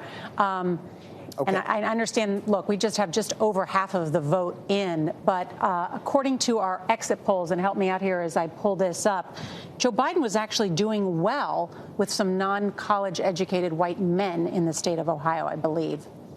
No, I'm sorry, I did not. I had the state wrong. Forgive me, but go ahead. Michigan. Sorry, Michigan he's doing. We will talk about Michigan. Anthony, stay in Ohio. Stay in Ohio. Yeah, sure. Head towards Cincinnati, if you would, because the Biden team is telling me they seem to be performing better in the Cincinnati area and its suburbs than Hillary Clinton did 4 years ago. Is that what you're seeing? So start in Hamilton, okay, and that's better than Hillary Clinton, okay, so that's part of it, all right. But you go out to Butler County, that's a suburb, trends Republican, okay. There's Biden, there's Hillary Clinton. So he's doing a little better. 10 points better. So the answer to that, the short answer to that is yes. Is it enough? We'll see. Because the other part of the state that I would point you to is up north around Cleveland.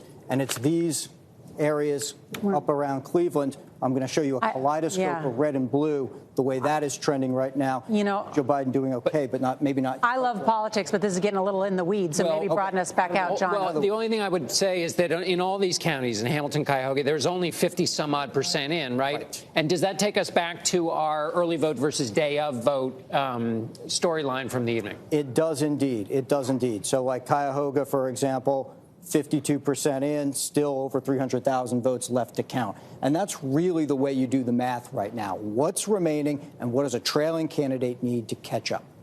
And for Trump in Ohio, the narrative seems to be from the data that it's the white, non-college educated men who are sticking with him and really being led by his appeal on the economy, the perception that he is stronger for them in that Rust Belt state.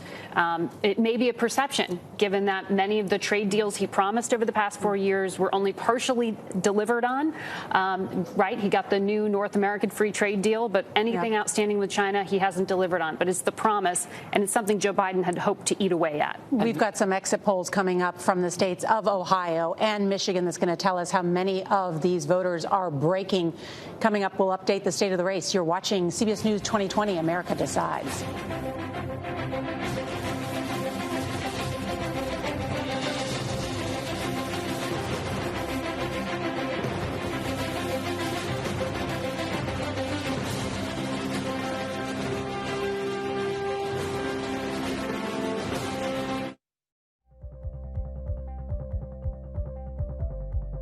The biggest names in politics. Whoa, that's news. Do you think that the president has the authority to send in active duty troops? Face the questions you want answered. Did the CDC let the American people down? Tell me about the decision. When was it made? Who made it? What is the next area that you are concerned about? What does that mean for the risk of reinfection here in the United States? You bring up a very good point, Margaret. Margaret, that's a great question.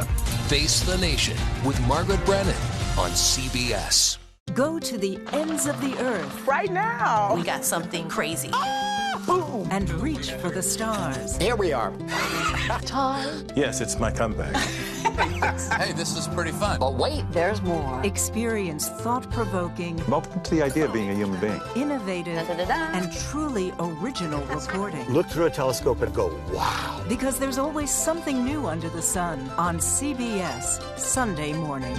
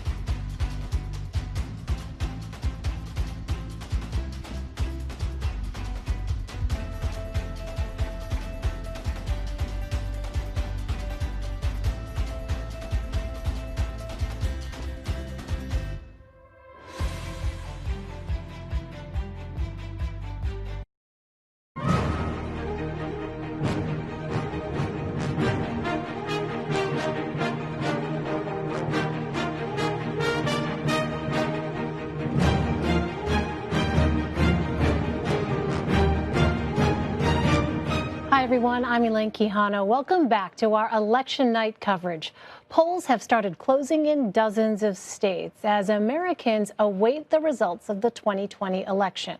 Most of the early battlegrounds are still considered toss-ups between President Trump and Joe Biden as votes continue to be counted. The president is performing well in Florida while Joe Biden is showing strength in North Carolina.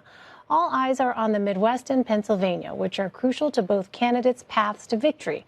Lana Zach is at the board. Lana, what's the latest? Hey there, Elaine. In the race to 270 right now, Biden a little bit ahead at 89 compared to Trump's 63 electoral votes projected for the two gentlemen right now. Again, you can't read too much into that because look at all of this white that we have otherwise on the board.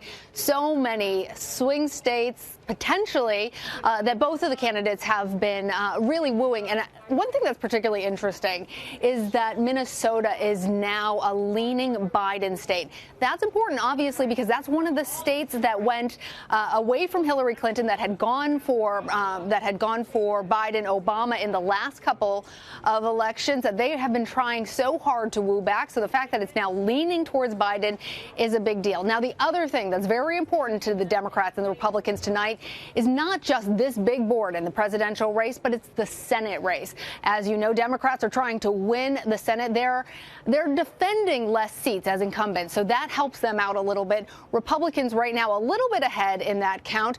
6 Senate seats now projected to go towards Republican candidates, 5 to Democrats. As you see, they're basically all the incumbents. Let's go ahead and run down those for our viewers. Let's start with the Republicans. In South Dakota, Mike Rounds, solid South Carolina projection there. Let's go next. Kentucky,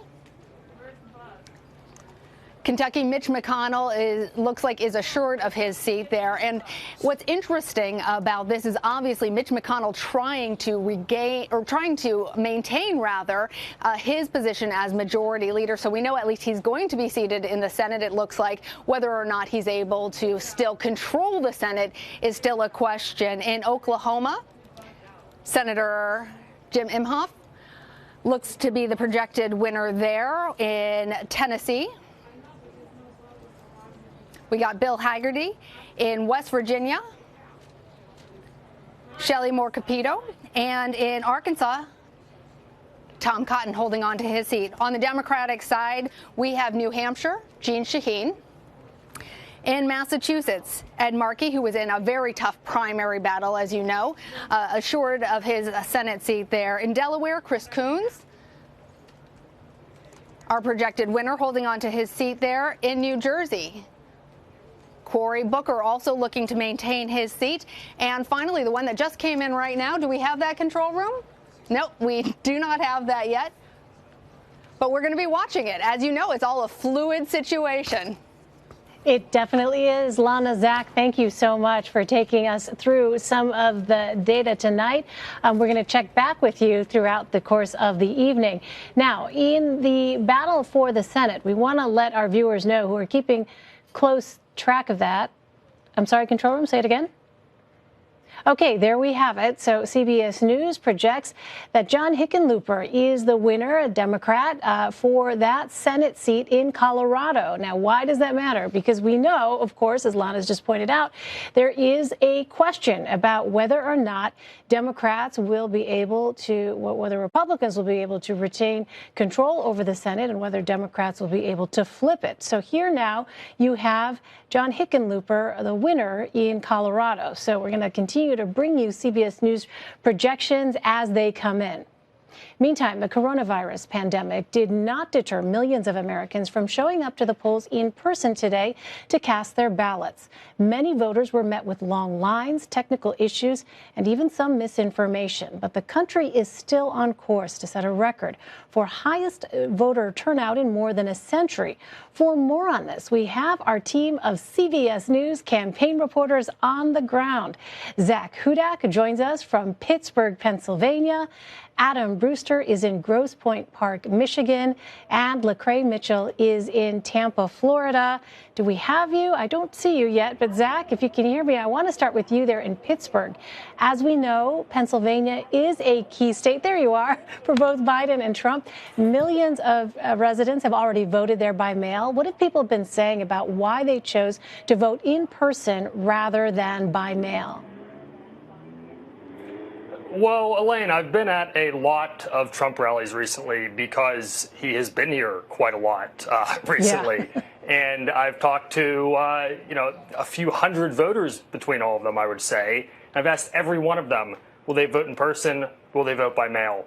I have not had a single one, except for one who was going to be out of state, who was voting absentee, which in Pennsylvania, that's a different thing. That is with an excuse. Mail-in is no excuse, and that is the big change this year. But not a single one of them said that they're going to vote by mail, and they said that was because they don't trust it. They just want to be there. They want to see that they're getting it in. Now, on the other hand, though, Democrats, we saw well over 1 million of them apply to vote by mail, at twice as many as Republicans. And it really is a split. And Elaine, that's part of the reason that we could very well see Donald Trump pull ahead at some point tonight, and then in the following days or following hours, that lead becomes less, or Joe Biden pulls ahead. Or if Biden is ahead tonight, his lead widens after tonight. Yeah, well, I wonder what you're hearing, if anything, about robocalls that some voters received warning them to stay away from the polls today.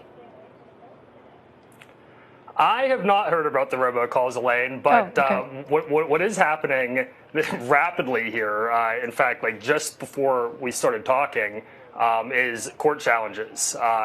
There was just another led by Mike Kelly, representative, a Republican representative from the state, that are challenging the systems in place in counties to remedy ballots, mail ballots that were incorrectly filled out or incorrectly submitted.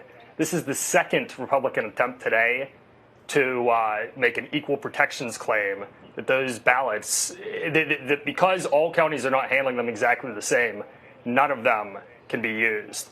That's something we're going to see playing out in the coming days. And in addition, that extension that I talked about, the 3-day extension, Donald Trump, his campaign, have talked about appealing. The state legislature, the state Republican Party has appealed it. And we could very well get a decision from the U.S. Supreme Court that could affect up to hundreds of thousands of ballots that arrive in the coming days. All right. Well, Lecrae, I want to turn to you next. What is the view from Florida? How have voters in Florida been reacting to the coronavirus precautions at the polls? Well, I'll tell you, Elaine, I was at the Pinellas County, one of the polling sites in Pinellas County today, Pinellas County being one of 4 counties that voted for President Obama and then voted for President Trump in 2016. And I saw masks wearing by some, and others didn't have them on. Half of the voters that I spoke with today were wearing masks, but there were also supporters for both campaigns waving flags and signs today. And I'll tell you, I spoke with some Trump supporters who didn't have on masks and who seemed to be comfortable without those masks on. What I have heard when I have been reporting at different rallies throughout the past few weeks here in the state, in particular, even with senior voters here, is that when it's an outdoor event, they feel comfortable to not have their mask on sometimes. And if a person doesn't feel comfortable not having it on, they say that you should wear it. I will say that this tracks with what we've seen in the state. Florida has continued to be one of those states that has lifted most of its COVID-19 restrictions.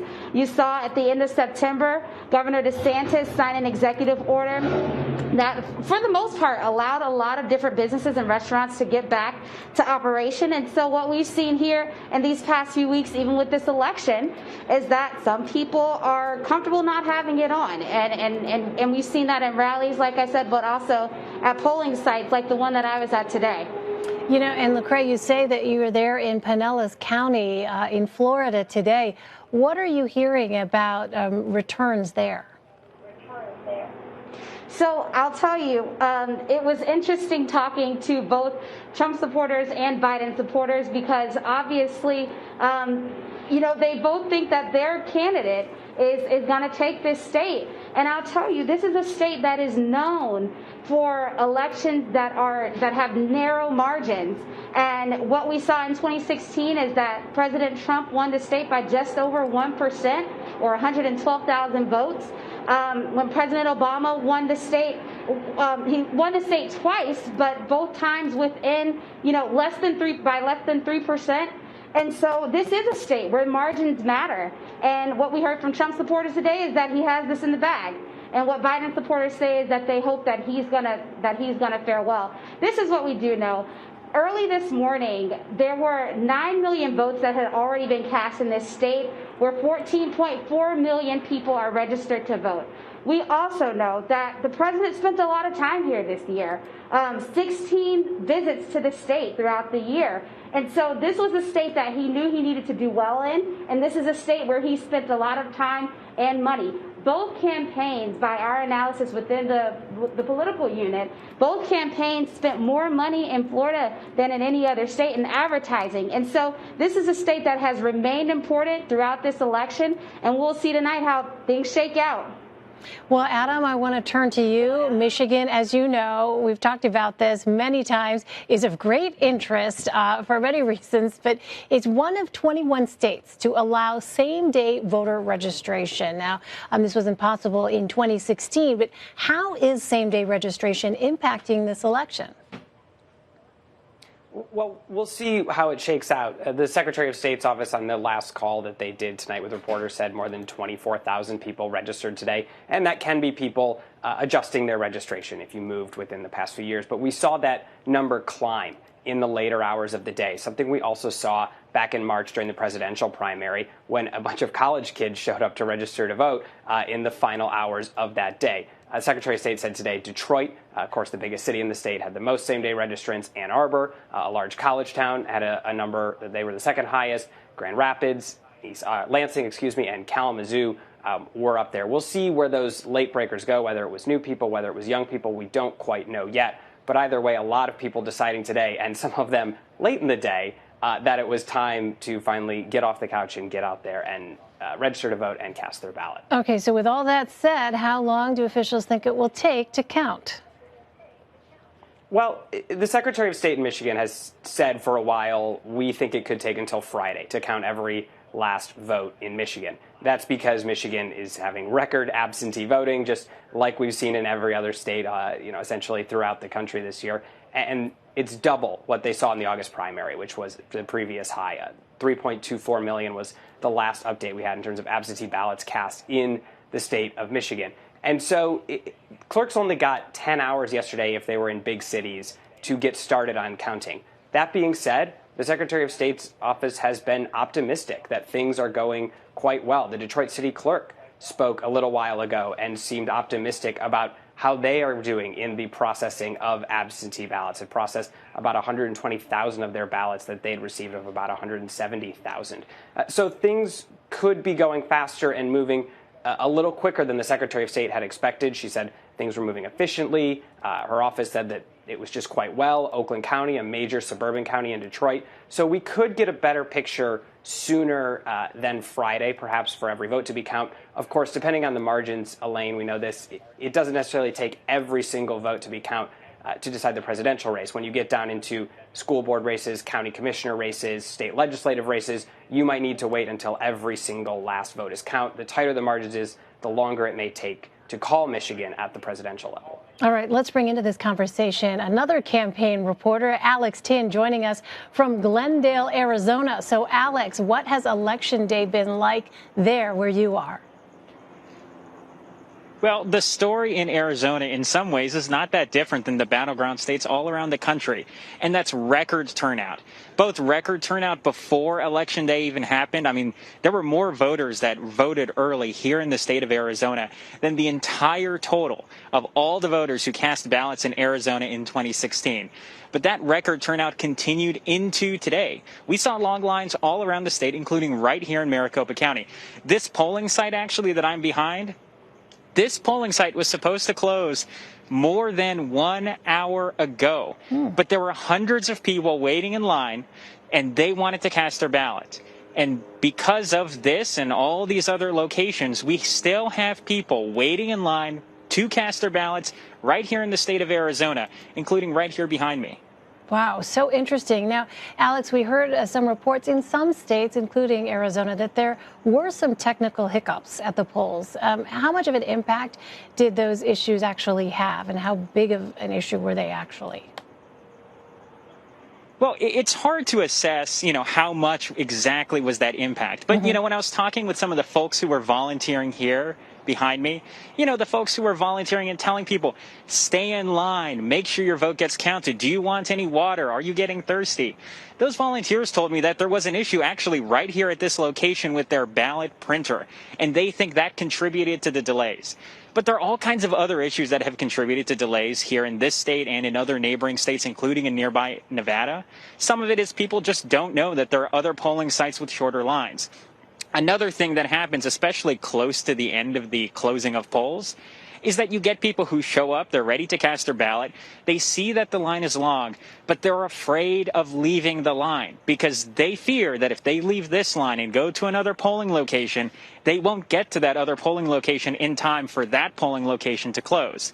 And so what you end up having is kind of in that last 30, 45 minutes before the polls close, voters showing up, getting in these huge long lines, and everyone around them telling, stay in line, cast your ballot here, don't risk it and go to another location. Just wait and do your civic duty. Interesting. All right. Well, Zach, you reported earlier about some polling machine issues in Scranton. Did the delays there have any impact on voter turnout? Not on voter turnout, Elaine, but it did have an impact on when polls closed there. That is the only place in the state that we're aware of where polls did not close at 8 p.m. 2 precincts based in the same elementary school there held off for an extra 45 minutes, the same amount of time that machines were shut down, just to make sure that everyone got through. But from reports on the ground there, they were not overwhelmed even withstanding that. But I would point out, Elaine, that reports there and in neighboring Luzerne County say that there was huge turnout. I mean, this is anecdotal. This is based on just lines and what was expected. But these are counties that were traditionally Democratic. Lackawanna, where Scranton is, was still Democratic in 2016. But that have really been shifting red. Luzerne, next to it, where Wilkes-Barre is, accounted for the vote swing there, accounted for more than half of President Trump's margin of victory in the state. So those are places where if there is big in-person turnout, it's going to look good tonight for President Trump. But we have to keep in mind, there's going to be places like Philadelphia, which has over 400,000 mail-in votes already to count, that they're going to be counting for days to come. Yeah. All right. In our final minutes here, Lecrae, I want to go back to you in Florida. Any reports of any kind of issues at all, or what have you been hearing with respect to how Election Day has gone in the state?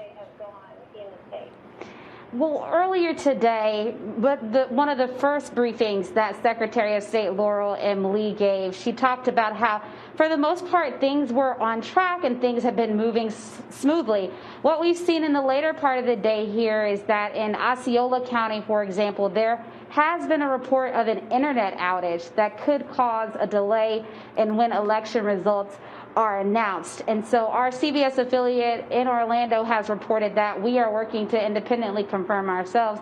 But, it is worth noting, Elaine, as we talk about Florida, as we talk about the history here, this is definitely a state where leading up to this, you had people who were going to be looking at specific counties, counties like Broward County, that has a history of sometimes elections not going as planned, even as recent as the 2018 midterm election that ended up leading in the Broward County supervisor of election resigning. So we'll keep looking at how things move along here in the state. All right. Thank you all so much. Let's take you now to CBS News Special Report.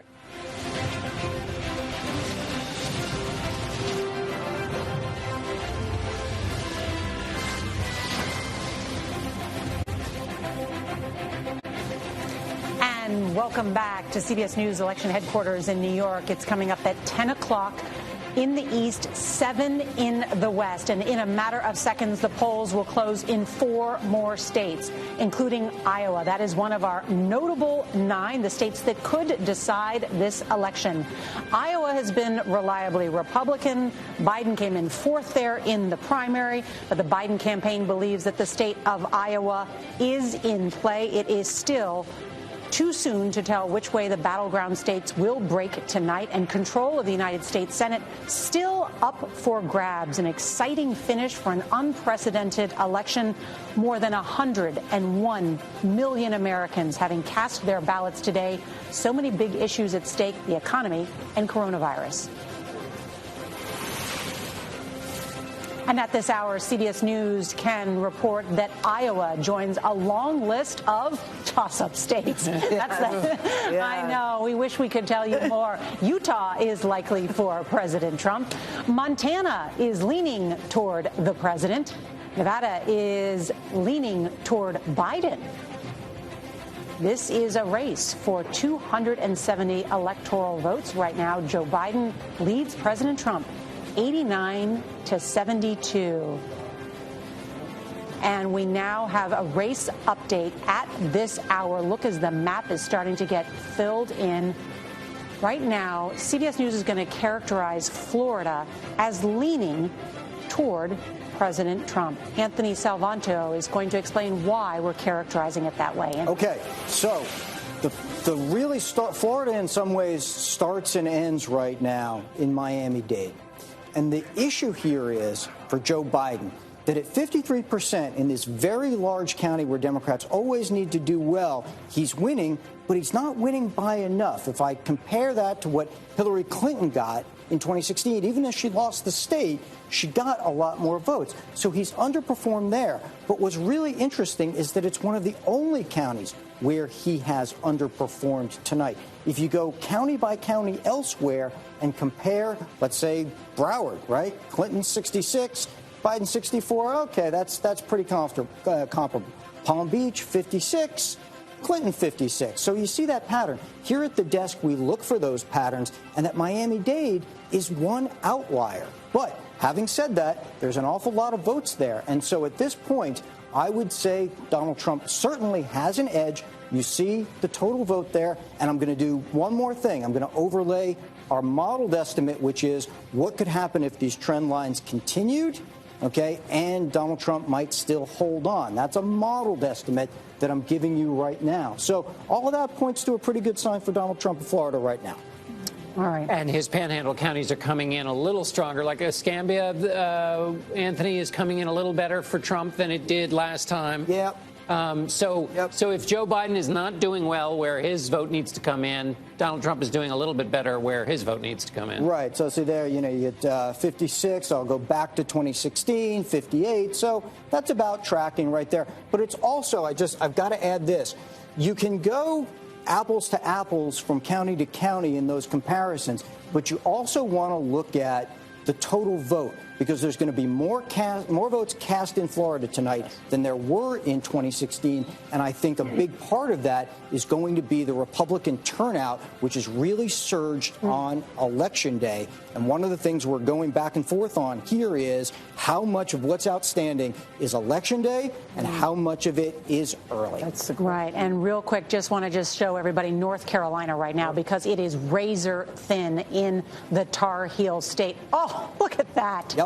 Very close. Okay, very, very close. And the other thing I'll do here is I'm going to overlay the model. And what I mean is we're going to take the trend lines, how Joe Biden has done compared to past Democrats, how the president has done compared to himself. I'm going to overlay that, and it just goes narrowly just a little bit more towards Joe Biden. So I'm not ready to give him a lead status yet, but it certainly is headed that way, even if by the slimmest of margins. All right, Anthony Salvanto, thank you. Want to bring in Valerie Jarrett and Reince Priebus. They join us now. Jarrett was senior advisor to former President Barack Obama, and Reince Priebus was President Trump's chief of staff. And Valerie, let me start with you. We see Florida now leaning toward Trump. What are you hearing from the Biden campaign? Well, it's tight, most definitely. But I think their confidence comes from states such as Michigan and Wisconsin, Pennsylvania. North Carolina would be a bonus. And so it's early. But as you said, Florida's pretty tight. And so I think that they're really banking on the states up in the upper north border. Yeah. Interesting. There are still many more pathways for Biden to win the presidency early yet in the night. And Reince is former chairman of the RNC. I know you have a handle on all the numbers, too. So Trump will need more than Florida, however, to win the presidency. What are you hearing about those other upper Midwest states that the Biden campaign feels confident about? You bet. Well, things do look good in Florida, and I've got to tell you, I mean, at this point, we're 400,000 votes ahead, still counting in the Panhandle. So I think the Trump campaign, the feeling, they're starting to grin just a little bit, not a full on. But, I mean, think about this. We've got Florida in the right direction. The president has Georgia in the right direction. North Carolina's too close to call, but as votes are being counted, North Carolina is moving in the right direction. They started with early vote. In Wisconsin, Trump is ahead. The president's ahead in Michigan. However, you bring up a good point. What ballots are you counting? I've been told that counties in Wisconsin are counting whatever votes they'd like to first. I've also heard that in Milwaukee, they're counting Election Day ballots first and early votes second. So there's some confusion in Wisconsin as far as what's going first and what's going second. In Ohio, the guidance from the state is that they're counting early votes first, which is why you saw Vice President Biden get up ahead of the president, and now slowly but surely that's bleeding back to the president. Look, the polls called President Trump pretty much dead and buried in almost every one of these states. Not all of them, Ohio for sure, but certainly it's moving into a direction that is much more favorable for the president than what was anticipated, and I think that trend is likely to continue. We'll see. There's a couple traps along the way. We'll see how it goes. Valerie, do you want to add anything to that? Well, look, I think Reince is right. It is early, and we'll see. And it does matter whether or not you're counting the early vote. But I do think we should pause and say what a tremendous outpouring we had of early vote all around the country in the middle of a COVID-19 where people were worried about putting themselves in harm's way. And so the fact that we do have so many people who showed up to vote, I think speaks volumes about our country and the interest in this election. Yeah. Mm-hmm. All right, Valerie. Nora, one of the interesting things here is that what you're also seeing, at least early on here, okay, I understand we've got a big country, got a long way to go, but early on, what you're seeing is that this enormous high voter turnout is not hurting Trump, it's helping President Trump. So far, that's the case. The wisdom used to be that this huge higher voter turnout would help Democrats. So far, that's not the case tonight. Mm-hmm. I want to just pull back up the board on Wisconsin because I know that you're from Kenosha, Reince, and just show that. And I know you were just there in the state, I believe, last night with the president. These early votes coming in now are the day of votes. Wisconsin is a huge mail-in state, and they are slow to count those there. So that could explain the disparity in that vote. Would you concede that, Reince? Sure, I would definitely concede that we just don't know in Wisconsin, in Michigan, the order by which these ballots are going to be counted. There was no specific state guidance given in Wisconsin and Michigan as to how the ballots would be counted or which order they would be counted. Some states, it's clear how they're coming in because there's guidance from the state. In those two states, it's just not the case. All right, Reince Priebus, Valerie Jarrett, thank you for those updates from both sides. We appreciate it. Nora, I think that Valerie raises a very interesting point about the turnout. I mean, the American people are speaking up, regardless of how you're feeling about either candidate. They're speaking up because you really are looking at a case of two Americas. And I think that's what's troubling or encouraging, depending on where you're coming from. And I think, John, when you think of the two Americans, what are we looking at here? Well, on some issues, like let's say the most important issue to most people, which is coronavirus, or at least the polls have showed that coming into Election Day, you see people who see it as a public health issue, and then you see others who believe it's a part of personal liberty, that they shouldn't have their personal liberty infringed on by the state, and that as a result of that infringement, the economy has gone into the tank. And so it's not just a question of economy versus health. It gets at these very, very, very basic elements of personal freedom that President Trump put his finger on in 2016 and has a connection with his voters that goes right to that, and that is at the heart of American. But I was also thinking about the two different types of men. I mean, these are two different types of men that put on two very different campaigns, and America is responding, seeing, it seems, on both sides. And that's why everybody is tuning in. They want to know how those voters are going to, who's going to turn out and ultimately win this presidency tonight, because it is about a contest of values. It is a contest of character. It is a contest about the direction that we want to head in this country. And that's why people are still watching and nervous at home, waiting for us. And that's why we're giving you every single detail we have as we can. When we talk about, you've heard people say that democracy's on the ballot. Democracy. Well, and democracy is working really, really well, by the way. We've got lots of people voting. We're this far into the night without having to break into some. I mean, democracy has won really well in this process. But we were talking about if you look at where President Trump is strong with basically blue-collar voters, people who think their future is better in his hands. He's going to fight for them. He's not going to sign up for these bad trade deals. Then you see white college women who are leaving the president and going to Joe Biden. They think their future of their kids and is going to be worse under President Trump, and they find him offensive. So those are the two Americas when you think about not how one group splits between the two, but how each candidate has power in different groups. Nora, I just wanted to flag for you, because Florida is such an important state, that Homeland Security, which has been doing regular briefings, is acknowledging an internet outage in Osceola County, Florida, but said it has been resolved because they're actually driving the results from there to another location. So if some of that data is pokey and coming in, perhaps that's a factor. But their Secretary of State had said that there was a lot of cyber activity that has been detected, but Homeland Security saying their defense has worked. The big story tonight is, of course, the huge unprecedented turnout and, of course, the slow counting in some places like Pennsylvania, Michigan, Wisconsin. And I want to bring in and check in with our CBS News election law expert, David Becker. David, you heard what Reince Priebus was saying about the vote counts in the upper Midwest. Clarify, if you could, what we know. So what's happening is when someone goes in on Election Day to vote in the polling places in states, those go right into scanners, and they're ready to report out very shortly after the polls close. But specifically in Michigan, Wisconsin, and Pennsylvania, all of the early and absentee ballots, they were stacking up, and they could only start being processed today. And by processing, that means they're reviewing the outside of the envelope. Once they've validated the ballot, they remove the ballot from the envelope, and only then can it go into a scanner. So there's going to be a natural delay in reporting a lot of those early and absentee ballots in those three states, whereas we're going to get the Election Day votes earlier in all three states. David, I have a question about our whole system and ballot counting and how we vote. This just seems insane to me that we're sitting here 3 hours later, 4 hours later, and we can't get we can't get a count. Do you ever envision a day where there's a uniform count in this country? Well, it certainly would be nice. We do have to remember that we're trying to count 150 million or so ballots in just a few hours, and that's really hard to do in a process that's being run by millions of volunteers.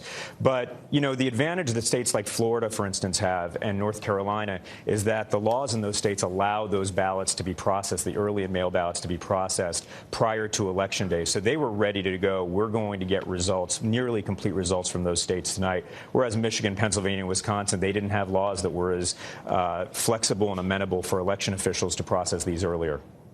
All right, David Becker, thank you. And as he points out, done by volunteers, maybe 150 million votes. Democracy takes time. It does not mean that the process is rigged or that there's something or fraud going on. It just takes time to do that. Also, an update for you right now. CBS News can now characterize Texas as leaning toward President Trump. There's a lot more to come, including projections and the state of the race. You're watching CBS News 2020. America Decides.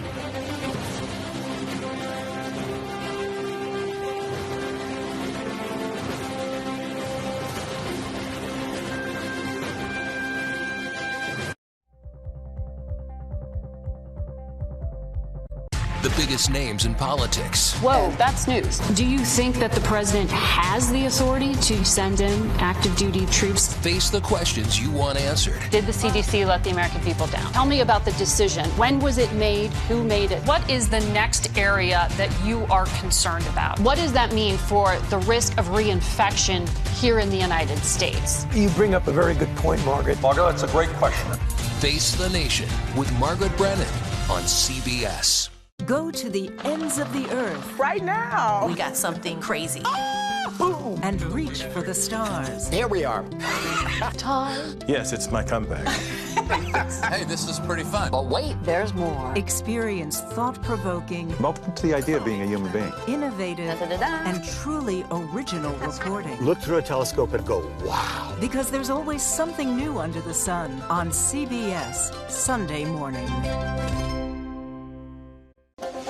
It's not just left and right. What are the most vulnerable issues for both President Trump and for Joe Biden? It's not just wrong and right. What is the pitch to voters? The biggest pitch is going to be the economy. Our politics don't have to divide us. They can unite us. Healthcare is an animating issue for voters. This is why we're here, to help make sense of the most important issues in America.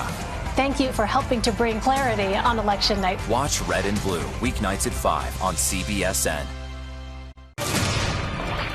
This could be the worst that you've ever seen. Fires are going to get worse, and hurricanes are going to get worse, and they already are. Firefighters struggle to contain over 600 wildfires. Do not let go. Thousands of people evacuated. It's hard to find a place that has not been affected. This is hurricane look. Behind me, you can see that we are in the eye wall. Download the free CBS News app to watch.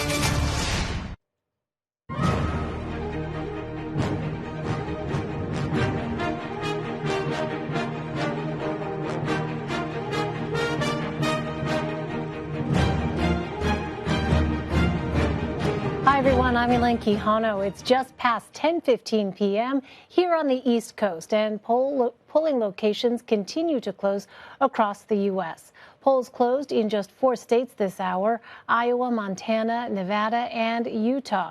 This is shaping up to be a historic election in more ways than one. More than 101 million Americans cast their vote before Election Day. That's over 73% of the total votes cast in 2016. Here is a look at the current state of the race.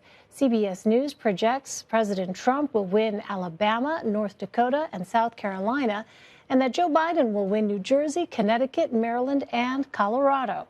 For the latest, Lana Zach is at the board. Lana? Elaine. So when you look at it at first glance, it might look like Biden is having a very good night. He's leading on the leaderboard right now, 89 projected electoral votes to 72 for the president. But I want to show you something. When we start adding in these states in which it looks likely, where they're leaning towards either the president or towards Biden, with the addition of Florida and Texas now into that leaning category for President Trump, that gives him a much bigger advantage when we're looking towards that path to 270. By my math, the president only needs to pick up 85 electoral votes from this column, whereas the vice president would need to pick up. Look at me working this board. 121 electoral votes from this column, the pure toss-ups.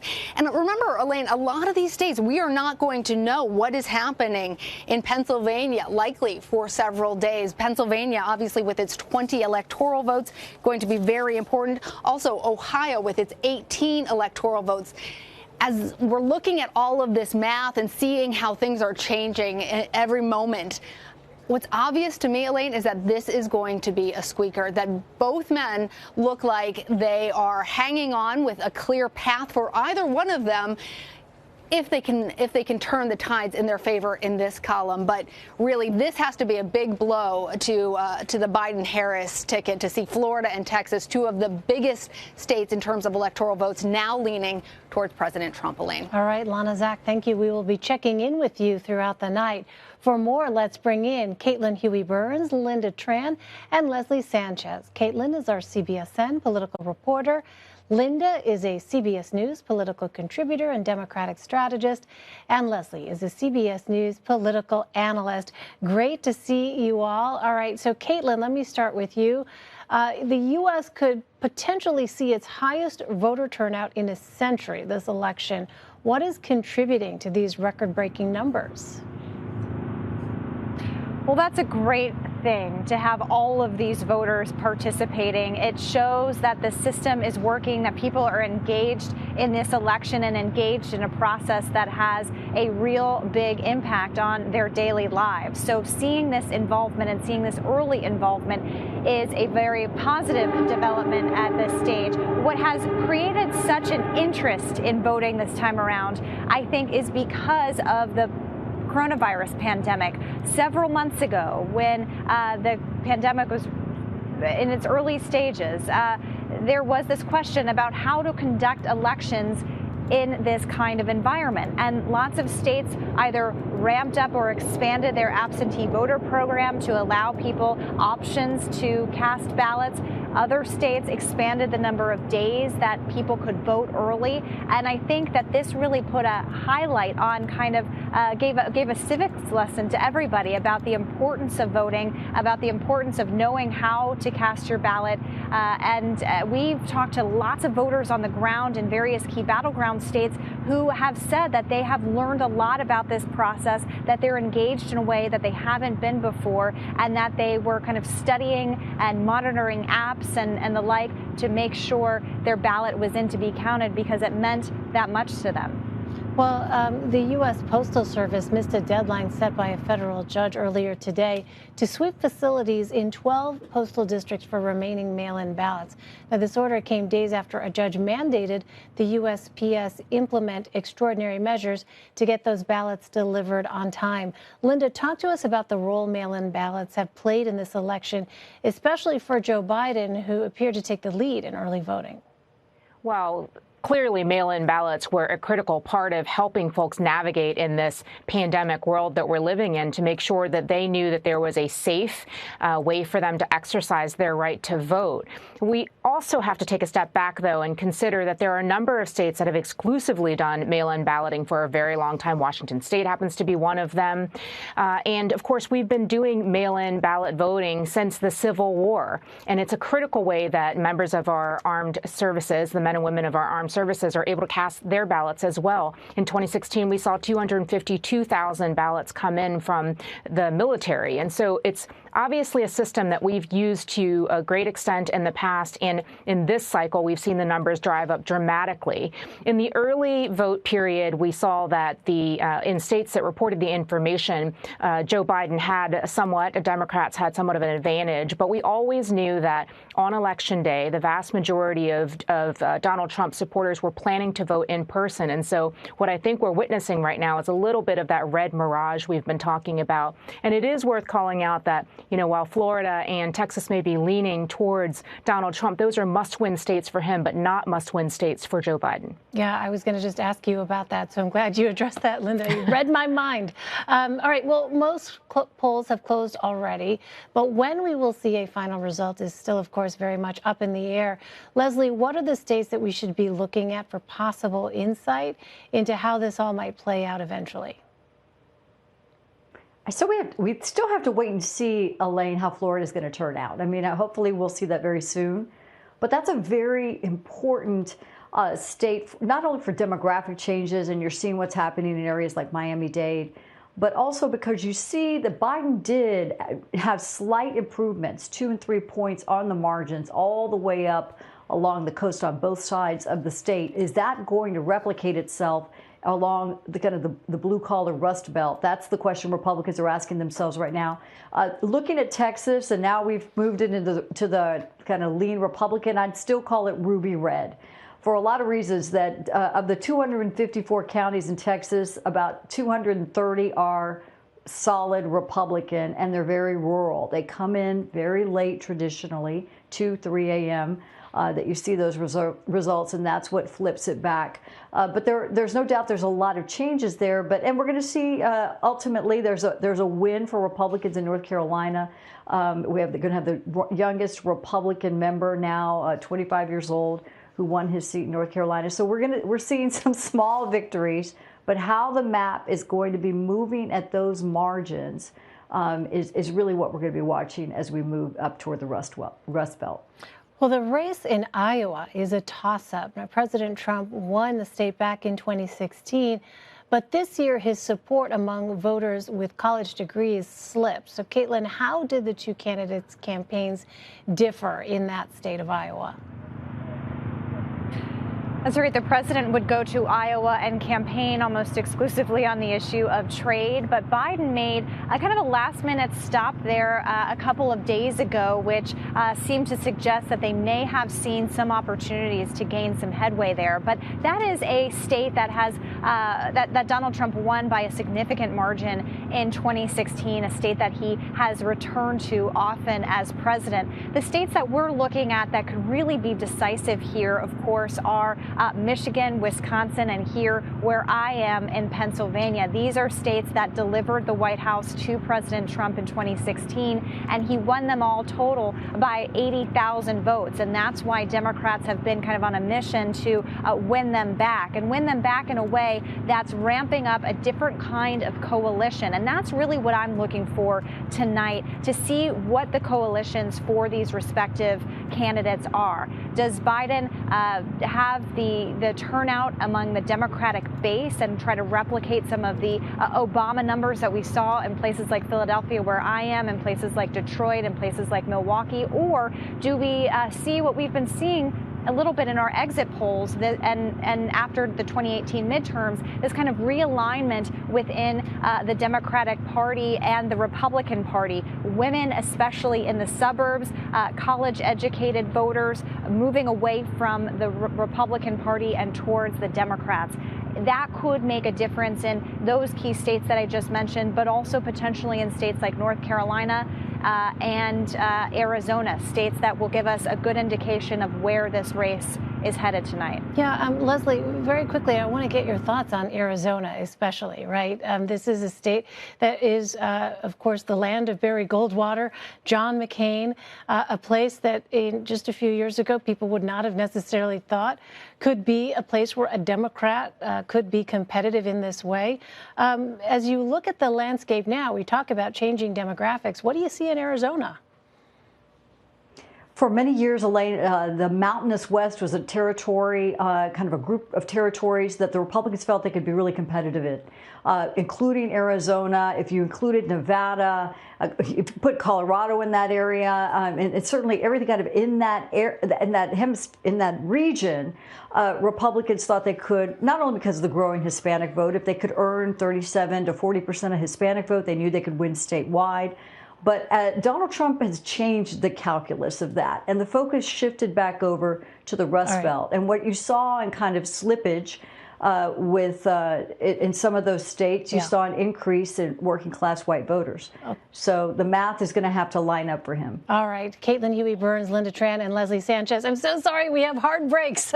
We're going to take a quick break right now. Stay with us. You're streaming CBSN, CBS News Always On.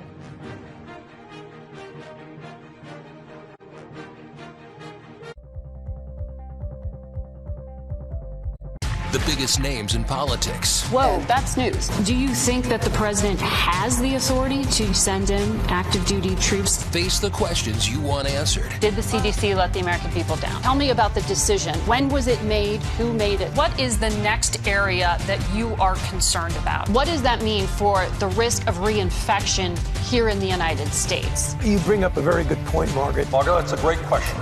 Face the Nation with Margaret Brennan on CBS. Go to the ends of the earth. Right now. We got something crazy. And reach for the stars. Here we are. Time. Yes, it's my comeback. Hey, this is pretty fun. But wait, there's more. Experience thought-provoking, Welcome to the idea of being a human being. innovative, and truly original reporting. Look through a telescope and go, wow. Because there's always something new under the sun on CBS Sunday morning.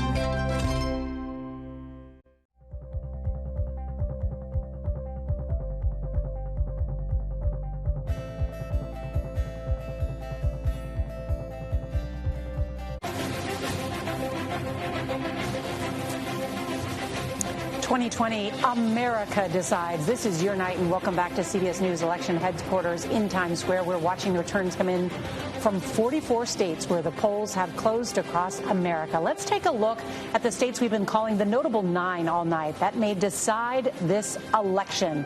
Right now, Florida is the only of those notable 9 that we have leaning toward President Trump. All the others, North Carolina, Georgia, Ohio, Arizona, Pennsylvania, Michigan, Wisconsin, and Iowa, those are all toss-ups.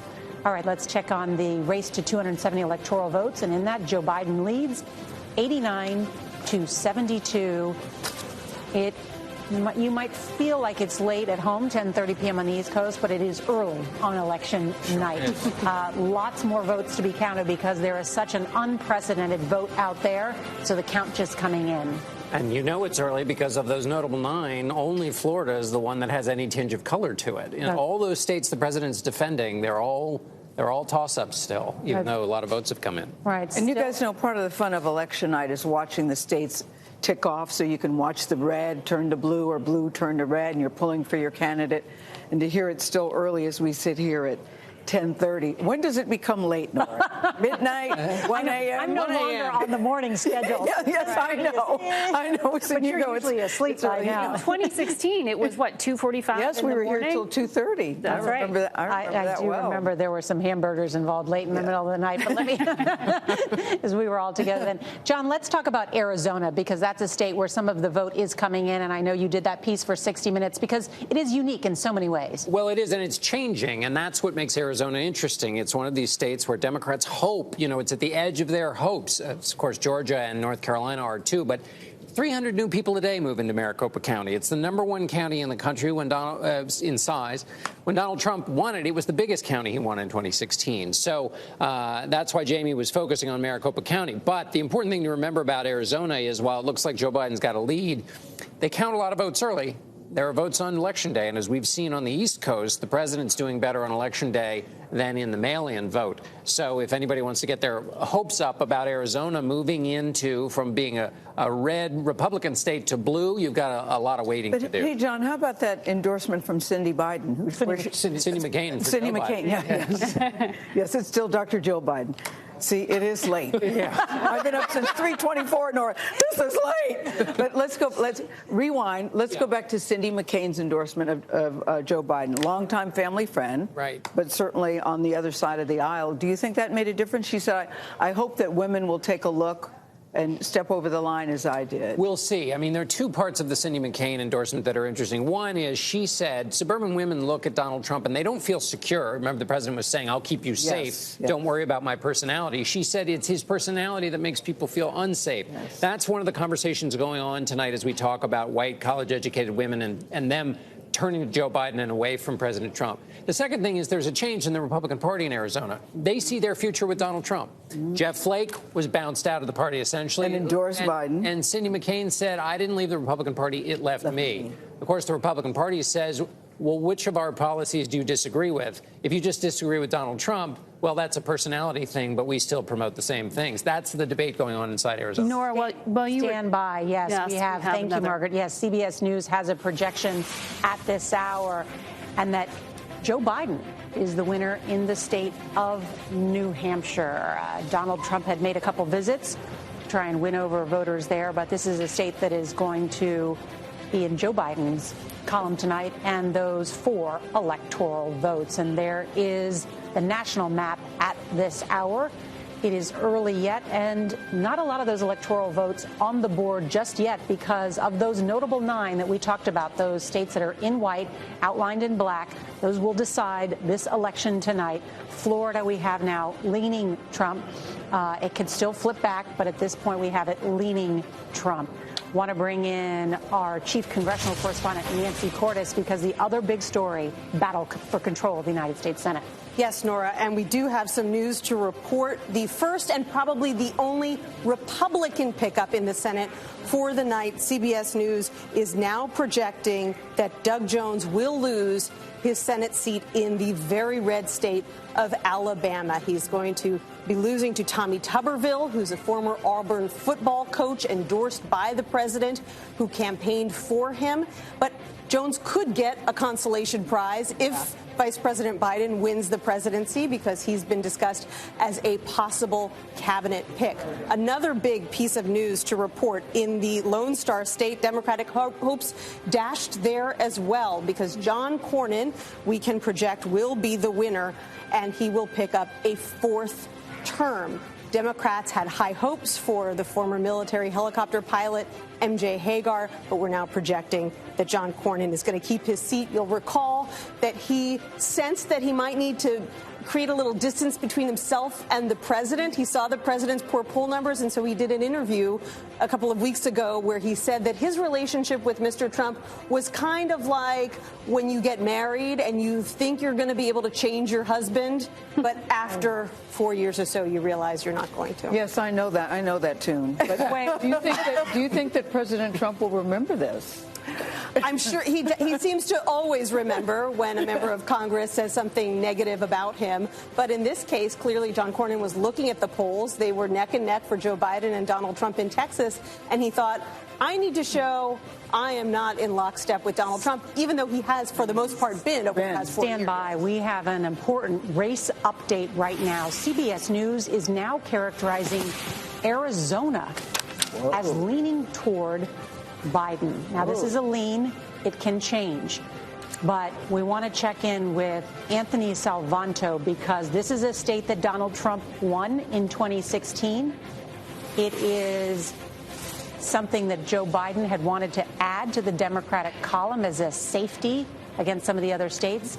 Explain what we're seeing, Anthony. Part of a larger story across the Sun Belt, where a lot of these states that the president won pretty comfortably in 2016 are now in play. Okay, so Arizona at the moment in our models, this is why it's a lean, not a projection, in our models has Biden up. And a lot of that comes from, John, as you well know, Maricopa County. Now, this is where a majority of the votes are going to be cast in the state. And at the moment, you see Joe Biden with a lead. Well, if you get a lead in a place where the majority of the votes are going to be cast, that helps out. And then the other thing I'll show you is we're always watching tonight is what's been counted and what's outstanding. Yes, still 400,000 votes to go, but you know, what we want to see here is, can Donald Trump make up the margin? At this point on the trend lines, it could be difficult for him. So that's why I want to just lean it for the moment.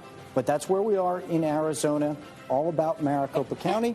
We'll watch it going forward. And why we are characterizing this state as lean Biden also has to do with what we're hearing from the exit polls and some of those voters. So I want to check in with Major Garrett about why people voted the way they did. Exactly, Nora. There are two pieces of demographic data from Arizona that I think reveal why Anthony just moved this to a lean Biden. And again, this is exit poll data collected not just day of, but for those who voted early in person and who voted by mail and were then called by the exit poll surveyor. So let's go first to 65 and older in Arizona. Joe Biden leading President Trump 52 to 47. Donald Trump won this demographic group in Arizona by 13 points in 2016. So that is an 18-point swing in favor of the former vice president. Let's look at women in Arizona, our second board. Joe Biden, 53 to 44 over President Trump. Hillary Clinton won women in Arizona by 4 percentage points in the exit polls of 2016. So for women, he's doing better. That is to say, the former vice president. And among seniors, he's doing better. But I want to tell the table this, and I don't know if you're picking this up from your Democratic sources. I would describe this as a rare glimmer of good news. Yeah. I'm hearing from more and more Democrats they are feeling concerned about the way this map is moving, and that the president's assurance that his voters would show up on Election Day is proving true, not just in Florida, but other places. And they are increasingly concerned about the trend lines they're seeing in day of turnout. And there are still Republican voters in line in Maricopa County, according to some of our producers out there. But one other good glimmer of hope for Biden in Arizona overall, he's leading among independents, 52 to 39%. Another example of him potentially drawing them over. But you're right. At this point, Biden campaign much more looking at that blue wall as they try to restore it, believing that their fortunes may rest up. The early idea that Florida, Georgia, North Carolina would fall early is becoming less and less something that the Biden campaign is not only banking on, but even some sort of squinting look at the data and saying, well, it's maybe still possible. They are beginning to rule that out more and more as I hear from people, and having to shift their focus entirely to Michigan, Pennsylvania, and Wisconsin. But you remember, Major, one of the most moving stories during the convention was the young woman from Arizona who talked about her father, who died of COVID, who I think she said he was a Trump supporter. He was a big Trump supporter and said his only pre-existing condition was trusting Donald Trump, and she says, turned her pain into purpose. And one other thing I've picked up in the last half hour, even though trending in Arizona toward Biden, there is some concern in Biden world about Nevada. And that was one thing the Trump campaign said would offset Arizona if they got wobbly there. So I just want to put that on the table. And there has been concern about Nevada among Democrats for quite some time. That's a very difficult state given the economic condition of it. It relies on tourism. It's been struggling. And its politics rely on people actually having a job and being members of the unions out there in the hospitality industry, and they've struggled to be able to mobilize people. So it is a big possibility that Nevada could be closer than expected. All right, so we're at that point of the night where people are saying, should I brew myself a pot of coffee? Yes. Yes. Join us. Absolutely. Yes. Yes or yes. Do it. And could you bring some pizza? Lots I'm ready more to eat ahead. the table. And at this hour, CBS News projects that President Trump has won Utah. That is a reliably Republican state there. There is a lot more still ahead. More poll closings, projections, and the state of the race. You're watching CBS News 2020. America decides.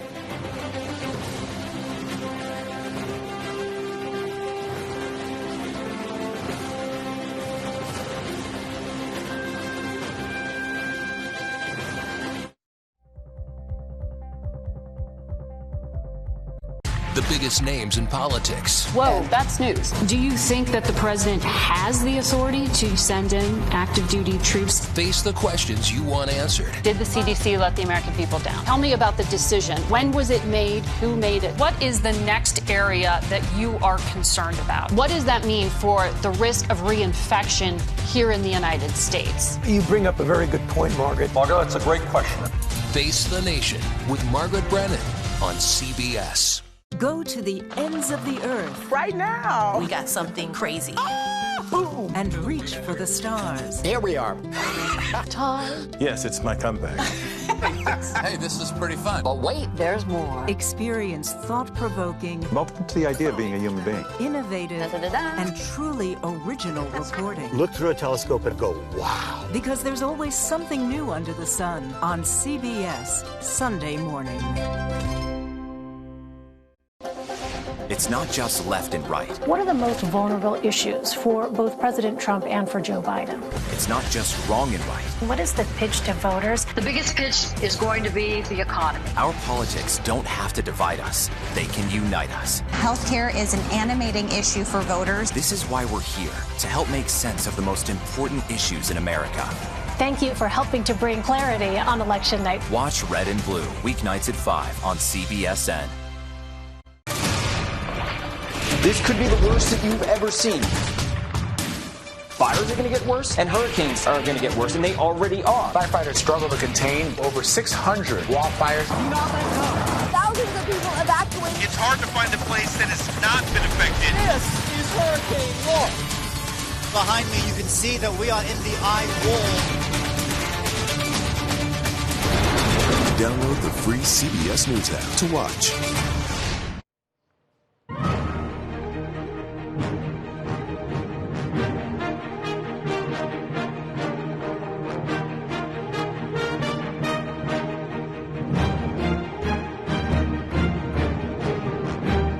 Hi, everyone. I'm Elaine Quijano. Welcome back to our election night coverage.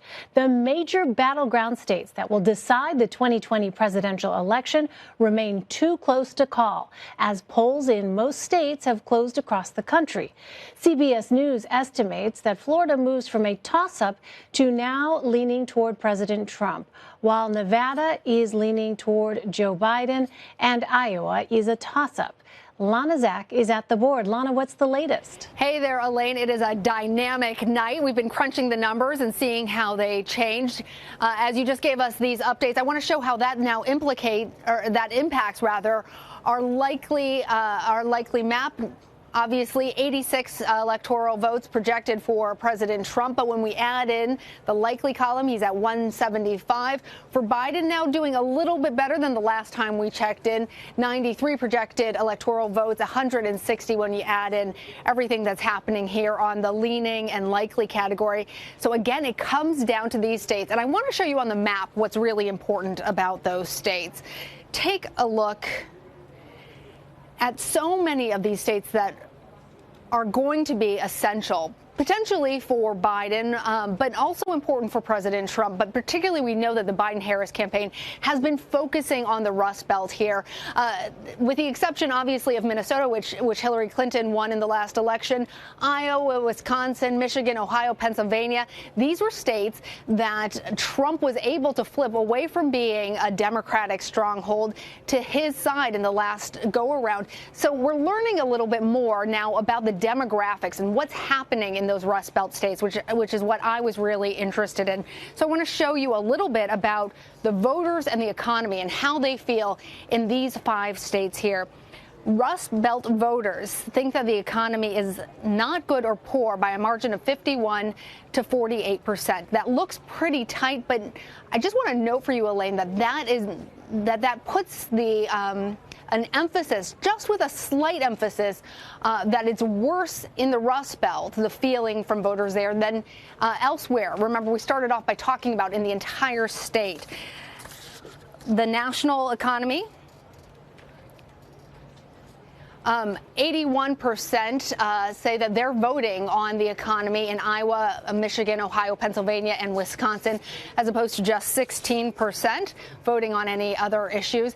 And then let's take a look now at, I want to move on one more slide if we can. I want to take a look at our demographics now.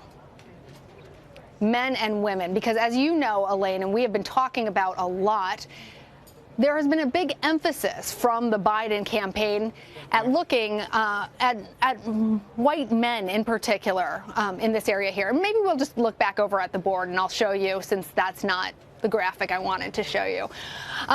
Let's take a look more at what's happening in these states, particularly when we're talking about white college women. Biden is getting 62% of the white college-educated women in the Rust Belt here, and 37% of the white college-aged women are going for President Trump. But as I was telling you just a moment ago, even more important potentially for the Biden-Harris campaign would be white, non-college educated men.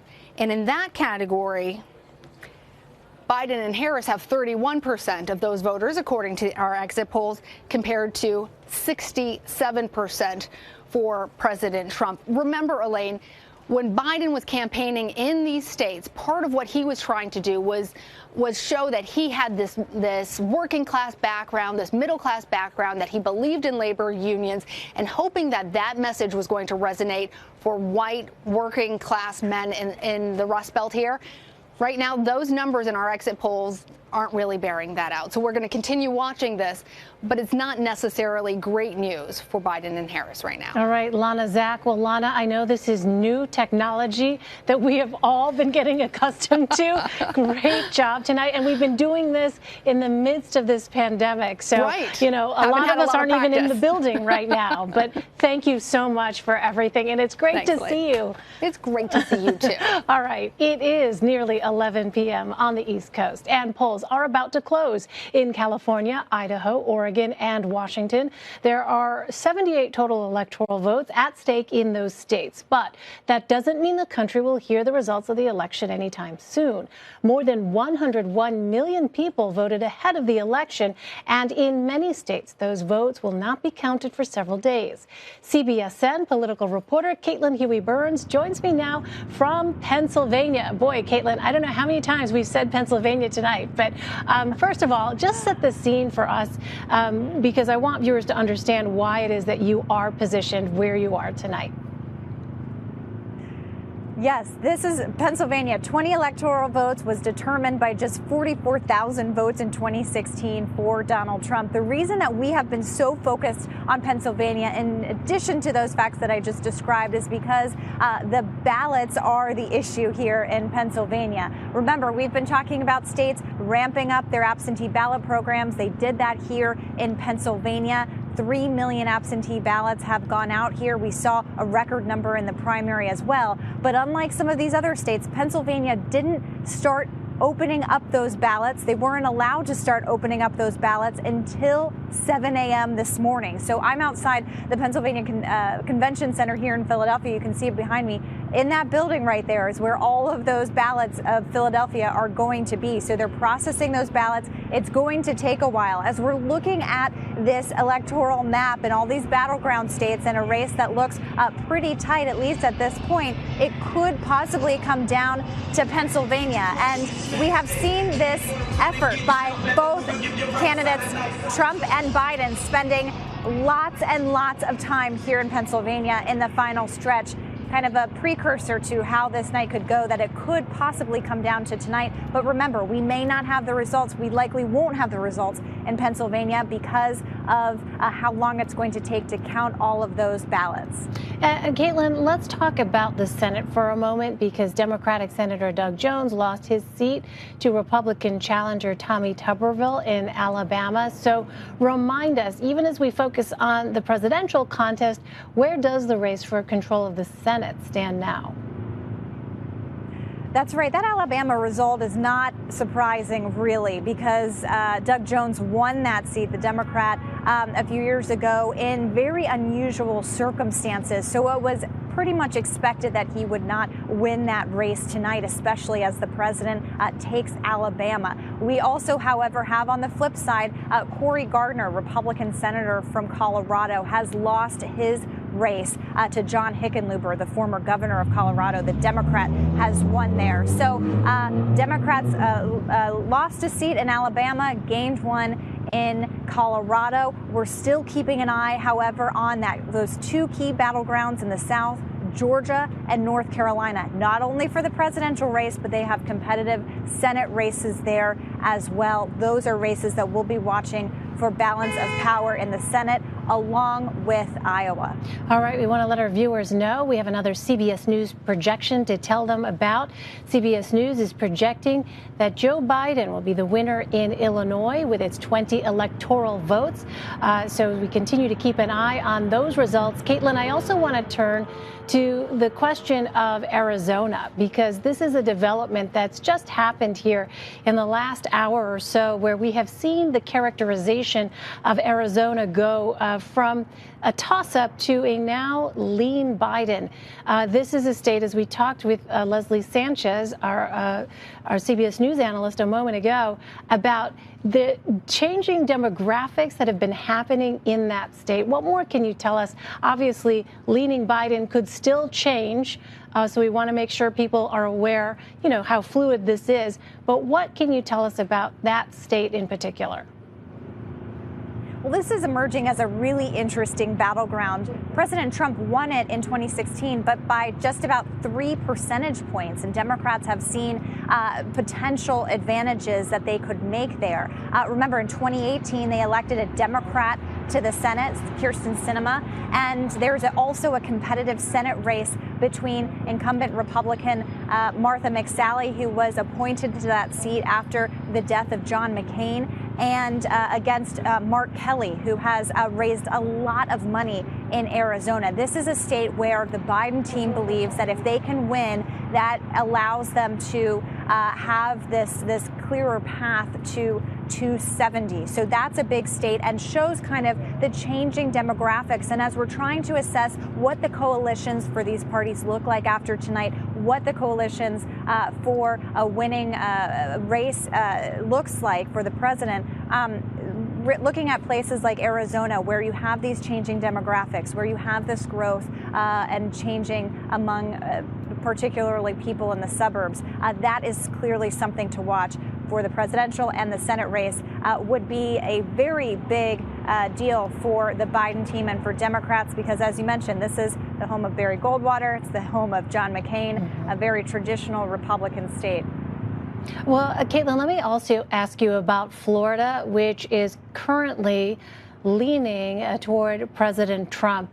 What does that mean with respect to his pathway here? Because, we had Terry Sullivan on earlier, a Republican, talking about how it was a very narrow path to 270 for President Trump. That's right. It absolutely keeps him in the running. And this is a state that the Trump campaign had been arguing that they could do well. And we're kind of seeing that. And it's really interesting also to look at what's happening in South Florida. This is a place that we've spent a lot of time reporting on the ground. A Democratic incumbent congresswoman lost her seat in South Florida, Donna Shalala. She is someone who flipped a Republican seat in 2018. Now that has flipped back to Republicans. So that's really interesting to watch. And former Vice President Joe Biden's numbers among Latino voters in that state is really critical. This keeps Donald Trump in the running. It's not entirely surprising given that he won it in 2016, but the Biden team was hoping that if they could win that state, that would cut off the president's path to victory, even if it was a long shot. So a big win potentially for the president if that is ultimately called in his favor, keeps him in the running. And with Texas, too, there had been talk, as you well know, of a potential blue flipping of that ruby red state. But we see here leaning for the Republican, leaning for President Trump. Caitlin, what is it that Democrats had been looking to Texas with some hopeful eyes? When I think about the suburbs, for instance, around some of those big cities, Democrats would point to, again, those changing demographics as perhaps a positive sign that they could, in fact, flip that state. Absolutely. And this was always part of a longer theme for Democrats, a longer shot, I should say, for Democrats. And they kind of knew that. But hoping to what they're hoping to do in a place like Texas is kind of build out the party there. And you've seen that from people like Beto O'Rourke campaigning around the state, trying to flip seats in the state legislature, which could have a big impact on redistricting. But that looks like it's leaning in the president's favor tonight. But Democrats see this as kind of a longer game in turning that state. And going back to kind of what the messages from the candidates have been in the closing days, talking about a place like Texas, but also going back to Florida and explaining how the president could have been successful there, is that when he goes to a place like Florida, he casts this race as a race against socialism. That is something that we heard from supporters of the president when we were on the ground in Florida, when we're on the ground in some of these key battleground states. Supporters of President Trump tell us that they see this race not necessarily as a race between Joe Biden and President Trump. They see this as a race of President Trump versus a socialism, or a world in which he is describing could take place, and kind of casting a negative light. And they also see this as a race really between Donald Trump and Kamala Harris. That's how a lot of Trump supporters have characterized this. So as we're looking to see some of these results and looking to see where the president may have had advantages in terms of messaging in a place like Florida, that could be the thing that helped tip in his favor. All right. So, Caitlin, we have said it repeatedly, but please, in our final minutes here, before we let you go, remind our viewers what is necessary to actually project a winner when it comes to the presidential contest. Well, the votes have to be counted, and it's going to be very difficult at this stage, especially if it comes down to a place like Pennsylvania, because we are likely not going to have those results. And remember, the Democratic campaigns had been focused on absentee voting and the early vote, and in places like Pennsylvania, that it will take a little while to be counted here. So still an early night, even though we're hitting the 11 o'clock hour, I think. Still a long way to go before this is over. We will be up for it. We've got lots of snacks and hand warmers, and we'll keep you posted on what happens. And Caitlin, just one more last point. So this does not indicate that anything is wrong, per se. We've said this many, many times over the course of these past few weeks. It is simply that counting those votes just takes a while. Exactly. And that's going on in the building behind me, and it's done by people and machines, and it does take a while to tabulate those votes. And that's why we've been reporting for the past several months, really, that we may not have results on election night, that doesn't say anything about the integrity of the election. It's not a delay. It's just the processing, the counting of votes takes a while. All right. The indefatigable Caitlin Huey-Burns for us. Caitlin, thanks to you and your team for everything. It's been spectacular coverage all campaign season long. Thank you so much. Up next, it's the CBS News special report, America Decides. You're streaming CBS News, always on.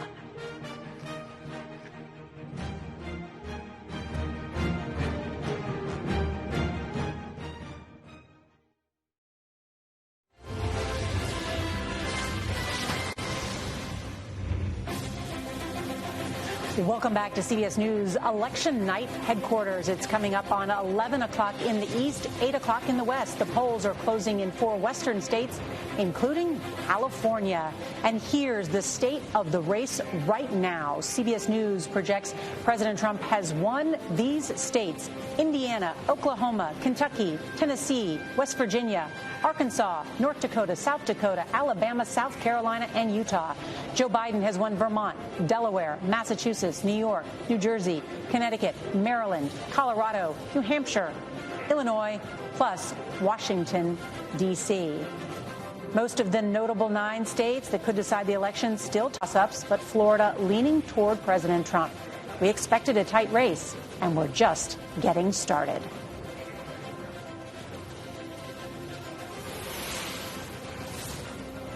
And at this hour, CBS News can project that Joe Biden has won California and its 55 electoral votes. Also the home state of Senator Kamala Harris, his running mate. Biden is also likely to win Oregon and Washington state. President Trump is likely to win Idaho.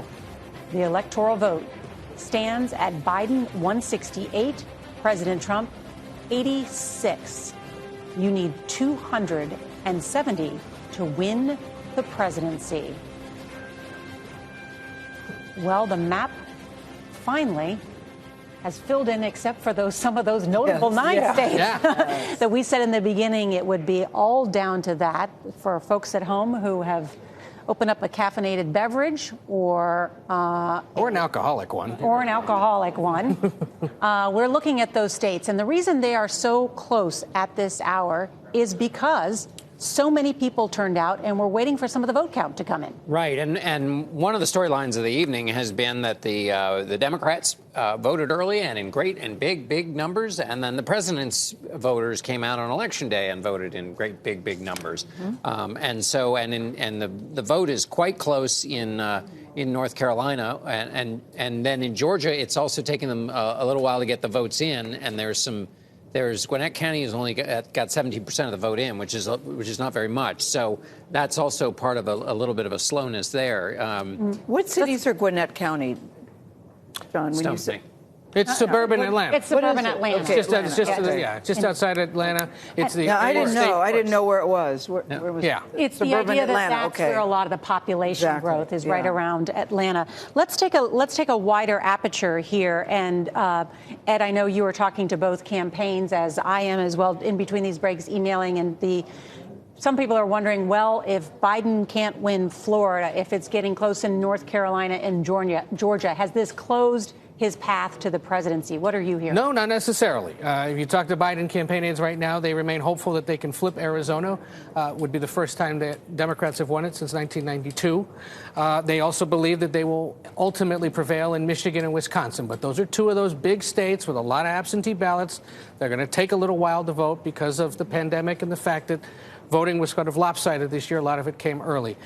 If they don't get Florida, if they don't get Pennsylvania, there is still a path, they believe, but it involves a combination of Arizona and restoring the big blue wall in the upper Midwest. And right now in North Carolina, the Biden campaign says it all comes down to Wake County, North Carolina. There's just a small percentage left in one of that state's bigger counties. They're not quite sure whose vote it is to be had, but if it goes their way, they may just eke out a win in North Carolina. So, look, this is the scenario that we knew could happen, that we'd be waiting for a while for big states to turn in their ballots. And for now, a lot of it rests on these remaining 7 of the 9 that we're tracking that aren't leaning in either direction. So let's take a look then at the map, because Major Garrett is over there. If the Biden campaign is telling us they feel very good about Wisconsin, Michigan, and Pennsylvania, map that out for us. So again, I always start this map in these scenarios with where the president ended in 2016, 306 electoral votes. We've got Arizona, a lean Biden, so let's put that in the category. We're going to assume for right now in this scenario, again, this is what the Trump campaign tells us and what is so far the numbers have played out. Let's say Florida, Georgia, North Carolina hold for the president, even though they might hold narrowly. So you take Arizona, that gets Joe Biden to 243. You put Wisconsin there, you put Michigan there, you put Pennsylvania there. That's more than enough. But you would need all 3 and Arizona. You take Pennsylvania out, it's 269. It's not nearly enough. So you have to have all 3 of those if you can't crack through in North Carolina, Georgia, and Florida. And the one thing I will say about Florida, the Trump campaign said to me yesterday, if we win Florida by more than 2%, that means our modeling will be solid there, and we believe that modeling will be solid in Georgia, North Carolina, and everywhere else. Well, they're on pace to do even better than that.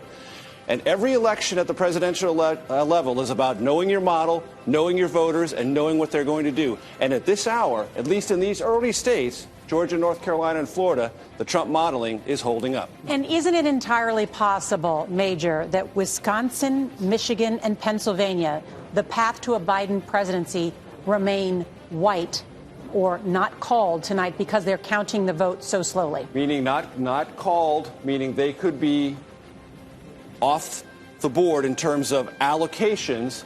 That doesn't mean anyone is where they need to be. The president would go to 249, Joe Biden would be at 243, and it would be a waiting game. And Margaret, you were reporting something about the city of Philadelphia, which is usually a Democratic stronghold, and the counting of ballots there. Yes, and our David Becker, who we were consulting with earlier, has been speaking to officials that they expect a midnight update, but they have decided to hold off on counting mail-in ballots until tomorrow morning.